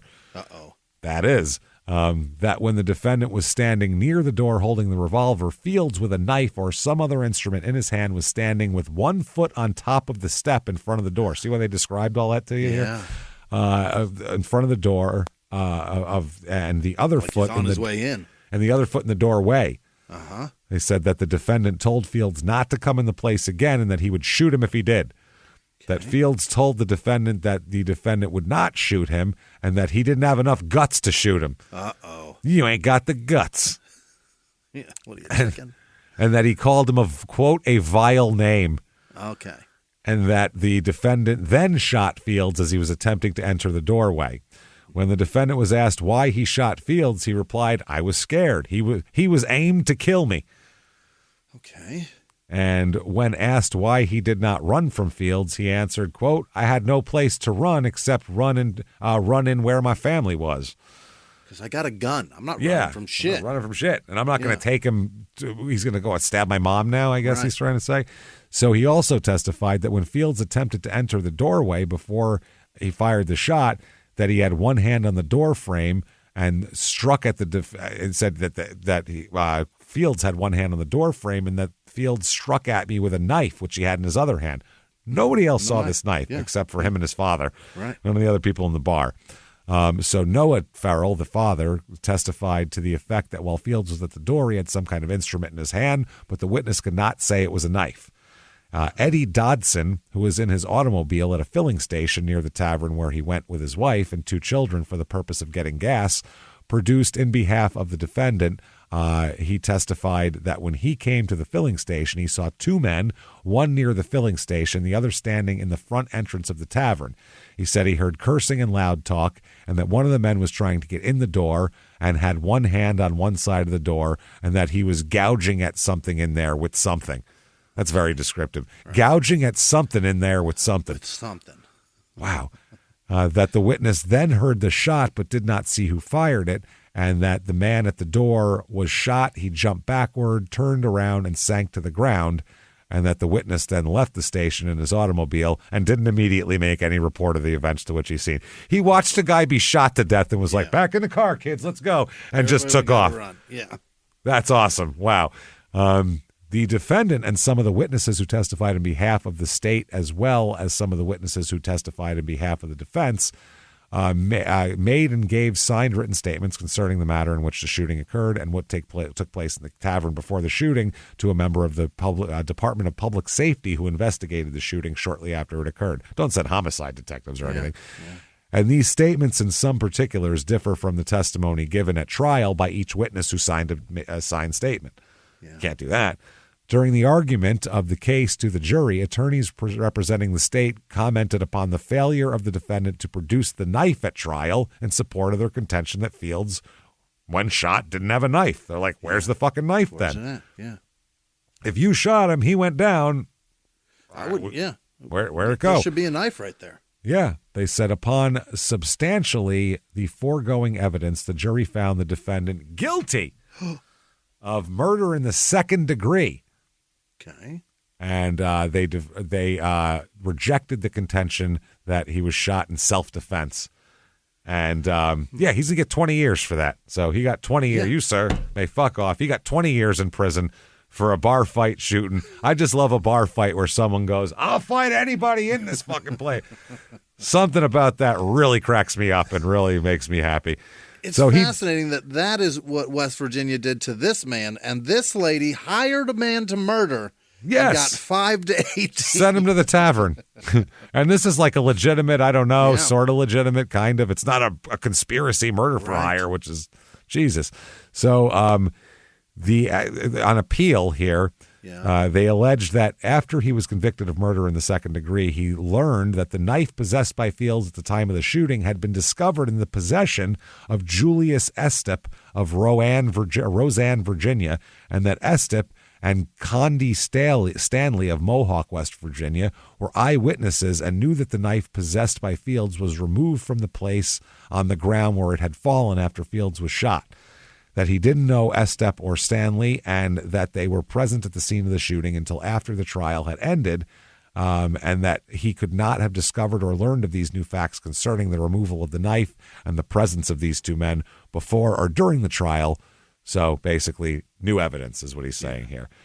So the statements in the affidavits of Julius Estep and Condi Stanley, dated February 8th, 1957, are to the effect that on the day of the murder, they were residents of Virginia, and that Estep was then employed by Knox Creek Coal Company. Yeah. And when they made their affidavit, Stanley was hired by the Herbert Coal Company. They said about 4:30 in the afternoon, while traveling through West Virginia to their home in Virginia, they stopped at Delorme on the side of West Virginia Route 49, opposite a tavern which they intended to visit to get beer. At that time, they noticed some trouble at the tavern, that they saw a man standing just outside the front door of the tavern, and then another man saw him lunge out the door, fall against the first man, knock him to the ground. The man who had lunged out the door walked rapidly away from the front of the tavern toward the town of Delorme, and that the man who had been knocked down to his feet pulled a knife from a pocket in his pants. Oh, boy. He then raved and cursed, waving the knife in his right hand, moved toward the door of the tavern, and at the time, another man appeared in the door of the tavern holding a pistol in his right hand and told the man with the knife not to come back in the tavern. That the man with the knife advanced to the steps of the tavern, grasped the door with his left hand. Everybody seems to get that part. And had one foot on the door sill and thrust forward with the knife, and that the man who held the gun backed away. that at the time there was a shot, and the man with the knife staggered backwards from the doorstep to the road for a short distance, placed his left hand near his chest and stomach, slumped to the ground, and that as he fell, the knife in his right hand slipped from his fingers and dropped to the ground. And that after the man fell to the ground, another man who Estep knew as Fonzo Blankenship, great name. F-O-N-S-O, Fonzo. Hell yeah. Okay. Blankenship ran from the door of the tavern to the man on the ground and leaned over him, and that the man on the ground asked for water. And the witnesses here who ran across the road from the automobile to the place where the wounded man lay on the ground near the edge of the highway, they thought he was intoxicated and not seriously or mortally wounded. They thought he was farting around. Estep saw the knife on the ground about 1.5 to 2 feet to the right of the man and almost opposite his waist. The knife was open and the blade was exposed. Estep picked up the knife, closed it. It's a fuck. Are you stupid? Touched it. He picked it up, closed it, and put it in his own pocket. That's a he nice stole knife. it. This is a nice knife you got there. You Yeah, call you that don't a need knife? this no more. That ain't a knife. That's a nice buck knife. I'll take it. Wow. He said at the time, many people came in the front of the tavern and other people in the tavern came outside. They said they did not know the man who had been shot or the man who shot him. They just stole knives. Yeah. They said when people congregated in the front of the tavern, the affiants became apprehensive that there would be further shooting and fighting. And for that reason, they hurried back to the automobile and continued out of there. That on the way, they looked at the knife and talked about the shooting. Hey, I just stole a major piece of evidence from a murder trial. Look at this. Isn't this nice? Wow. I picked it up at a murder scene. And that Estep took the knife to his home, showed it to his wife, and put it in a jar on top of the refrigerator in his dining room. Yeah. And, he said the affiants were not in the neighborhood of Delorme after that day and did not know that the man who had been shot had died or that the defendant had been tried and convicted of murder until they were informed of those facts by somebody else in February of 1957. Okay. And that's when they did these affidavits saying that. Yeah. Here, and the judge, though, in this, the appeals court. Yeah. Pretty good piece of found evidence. Some idiot saying I stole the thing. They say, we don't believe that fucking guy. We don't know him. No evidence he was even there or had a knife. Affirmed. Keep on keeping on, wow. Chief. And they send him back. So, wow. Justice in that one, but the first one is a little sketchy. We heard about a knife, heard tell, and we don't see it. So, I guess can't that's see it. it right now. Yeah, that's we it. We need proof. Didn't see it the first time, and I don't know this fella here saying he's got it. That's on a jar in his kitchen. That ain't going to cut it. So there you go, everybody. That's West Virginia. Yeah. Just wanted to squeeze in a little crazy day at the bar at the end there, because that is just some wild.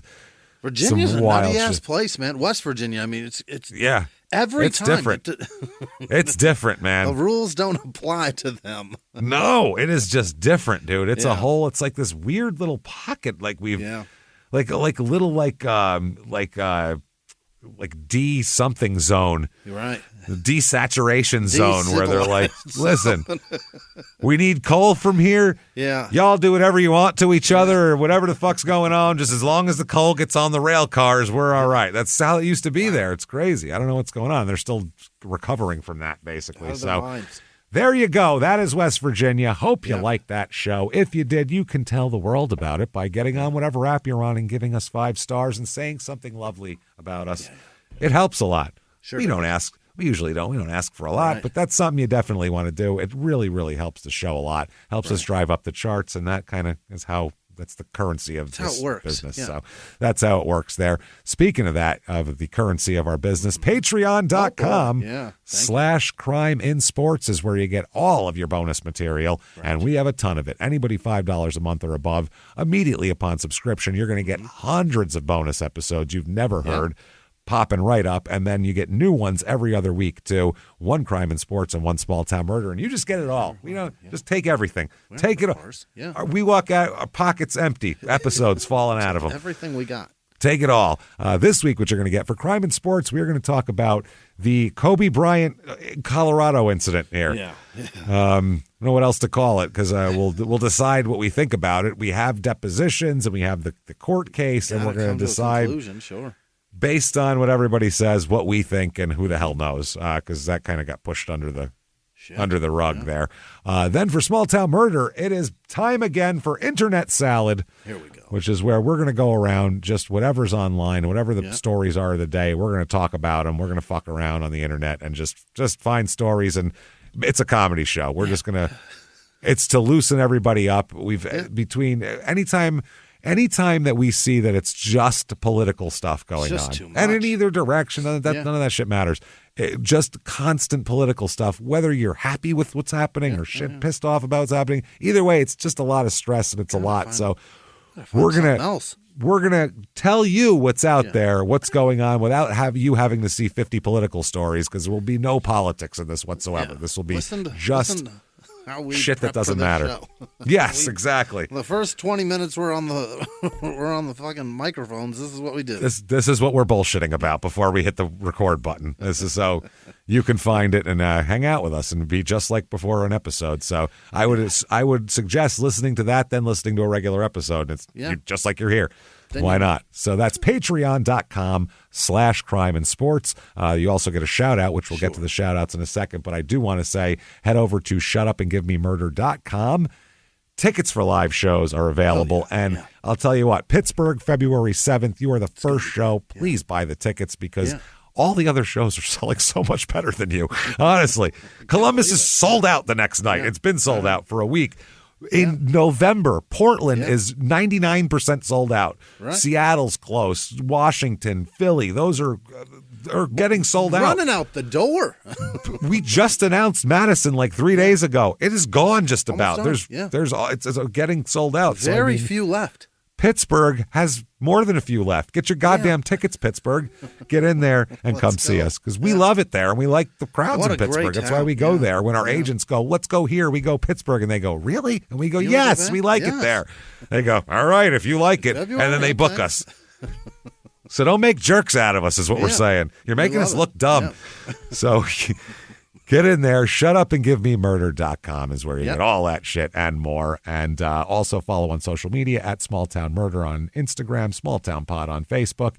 That said, Jimmy, hit me with the names of the people who would never, ever, ever have a huge murder conspiracy against us and then disappear for 6 years and not even face the music. Jimmy, hit me with that list right goddamn now. This week's executive producers are Gary Howard, Tyler Combs, Matthew Britt, Vanessa Thompson, second place in the Fantasy League. Wow. Cottage Classic Docs. I'm not sure what that is. I imagine if you Google it, you'll find out.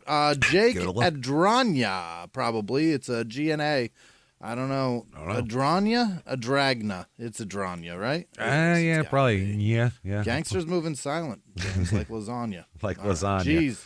Yeah. All right. Peyton Meadows, other producers this week. Peyton Meadows, Beth Bowie, Happy Hour in Midland, Texas. Back home, I think. Janice Hill, Elizabeth Cracknell, Stacy Clement, Brea Weeks, D Money. Had a kid. Ellen Torque, Torque.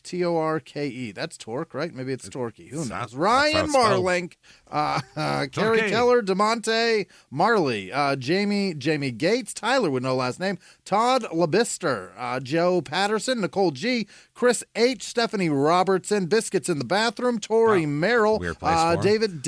Well, just stay in there because that's the safest place. David DeMoss, Streets Rider, Michael D, Maria Sherman, Morgan Prine, RVZ. Chad Roberts, Amy Bates, Maureen McLaughlin, June Morris, Koopy with no last name, Dennis Verhoeven, Nathan Lippert, Matthew with no last name, Rick Matthews, Jay with no last name, Moosh McKenzie, LT, the letters L and T, probably not that one, Marion Hawk, Rebecca Crutchfield, Douglas McClurkin, Lily Fortenbaugh, Leanne Hill, Susan Fletcher, Alexis with no last name, Gabrielle Godoy, Nick James, not and, Amy Oliver, Burns, God damn it, Nicole Williams, Josephine Lancaster, Solen DeTassini, that's a long one, right? I don't know. There's no G. There is a G. GNY? Who the fuck knows? These silent G's are killing us, people.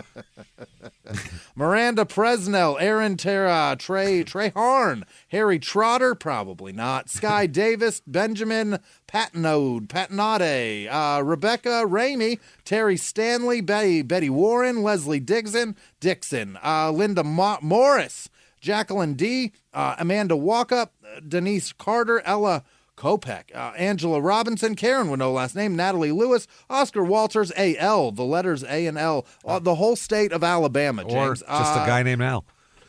Possibly. Maybe it's AI. I don't know. AI, Alan Iverson's here for us? Good. That's cool. Thanks, Al. Alexandra Shea, J.C. Chavez, Parker Brown. Getting all the groups Aaron behind Walker, us today. Bone-eaten snot flower. I don't know. That's one of the Bone Thugs guys. The Bone Thugs is behind us, too. See? Look at that. We're doing great.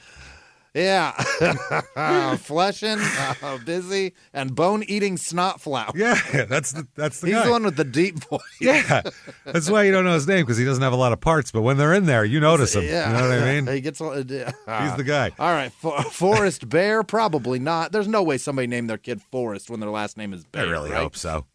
That'd be amazing. Brooks Crandall, Megan with no last name, D. Lowe, Dan W., Joe Smart, Coy Cresta, BBT. Yeah, right. I don't know what that means. Patrick Rogers, Alyssa Leibild, just Monica. She doesn't have a nickname. Not Mo, not Mon, not Moni. It's just Monica. No last name either. Forrest Wonderly, James. I don't know if you name your kid Forrest if your last name is Wonderly. Madeline Dixon, Britt with no last name, Eliza with no last name, Sydney James, Stephanie Hooligan. I think that is Miss. Oh, that's not her last name. I think Apple corrected that to that. It's a hooligan. Kayla Vinson, Doug with no last name, Katie Lee, Chris with no last name, Thomas Cross, Jessica Anderson, Justin Shoemaker, Kyle C, Sky Deceit, Callie Slaughter, James Kidd, Philip Anderson, Mary V, Jen Mack, Shelby LeBevre, Dara with no last name, Trish, it might be LeBarve. Oh. I don't know. Trish with no last name, April Horn, Mary Kathleen Vittoria Marchese, Tonya Santos, Jason with no last name, Caitlin Battles, what is that, Batgees? I think it's Battles.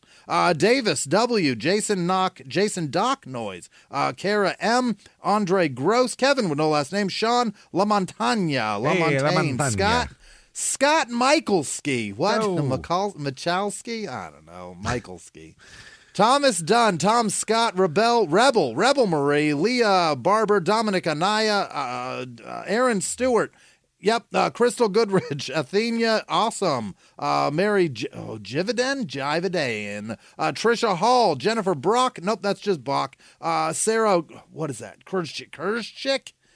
No fucking way. Jared Grimm, Bill Jeterman, Ryan Flickinger, Daniel Davidson, Charlie with no last name, Ron Key with no last name, Larry Denman, Jane Hamlin, Jenny Lien, Tracy Baldwin, Matt Turner, Jamie Cutten, Dana Cox, David and Melinda, Brianna Freeman, Nichelle Butthead, Fletcher, Chris Reagan, Sophie Weeks, Stephanie Leopold, Krista with no last name, Leslie Harper, Stephanie Osterlin, Christy Stevens, Heidi Shingleton, Tia Ivan Yoni, fuck if I know, Emily, Amael, Riffle, Jordan Grant Gamble, Julie Myers, Liz Chandler, Deandra Duhart, Sherry Weston, Amber with no last name, Beth with no last name, Cody Luce, Labrita Roja, Lubrita Cheetah, wow. Amanda Kay, Daryl Abbott, and all of our patrons. You guys are the fucking best. Thank you so much, everybody. From the bottom of our hearts, we cannot thank you enough for all that you do for us. Yeah. We just really, really appreciate you.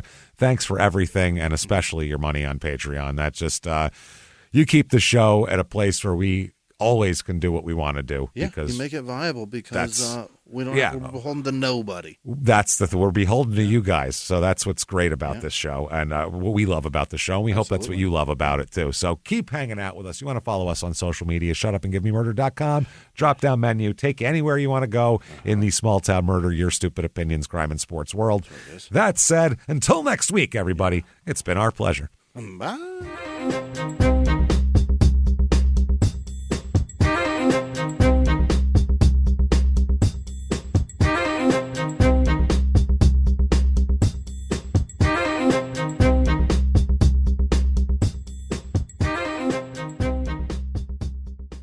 If you like Small Town Murder, you can listen early and ad-free now by joining Wondery Plus in the Wondery app or on Apple Podcasts. Prime members can listen early and ad-free on Amazon Music. Before you go, tell us about yourself by filling out a short survey at Wondery.com/survey. It takes one guy out there to say, who's that Kyle who thinks he can just get on a microphone on a podcast and start publicizing this? From iHeart Podcasts and Tenderfoot TV comes a new true crime podcast, Crook County. I got recruited into the mob when I was 17 years old. Meet Kenny, an enforcer for the legendary Chicago outfit. And that was my mission, to snuff the life out of this guy. He lived a secret double life as a firefighter-paramedic for the Chicago Fire Department. I had a wife and I had 2 children. Nobody knew anything. People are dying. Is he doing this every night? Torn between 2 worlds. I'm covering up murders that these cops are doing. He was a freaking crazy man. We don't know who he is, really. He is my father, and I had no idea about any of this until now. Welcome to Crook County. Available now. Listen for free on the iHeartRadio app, Apple Podcasts, or wherever you get your podcasts.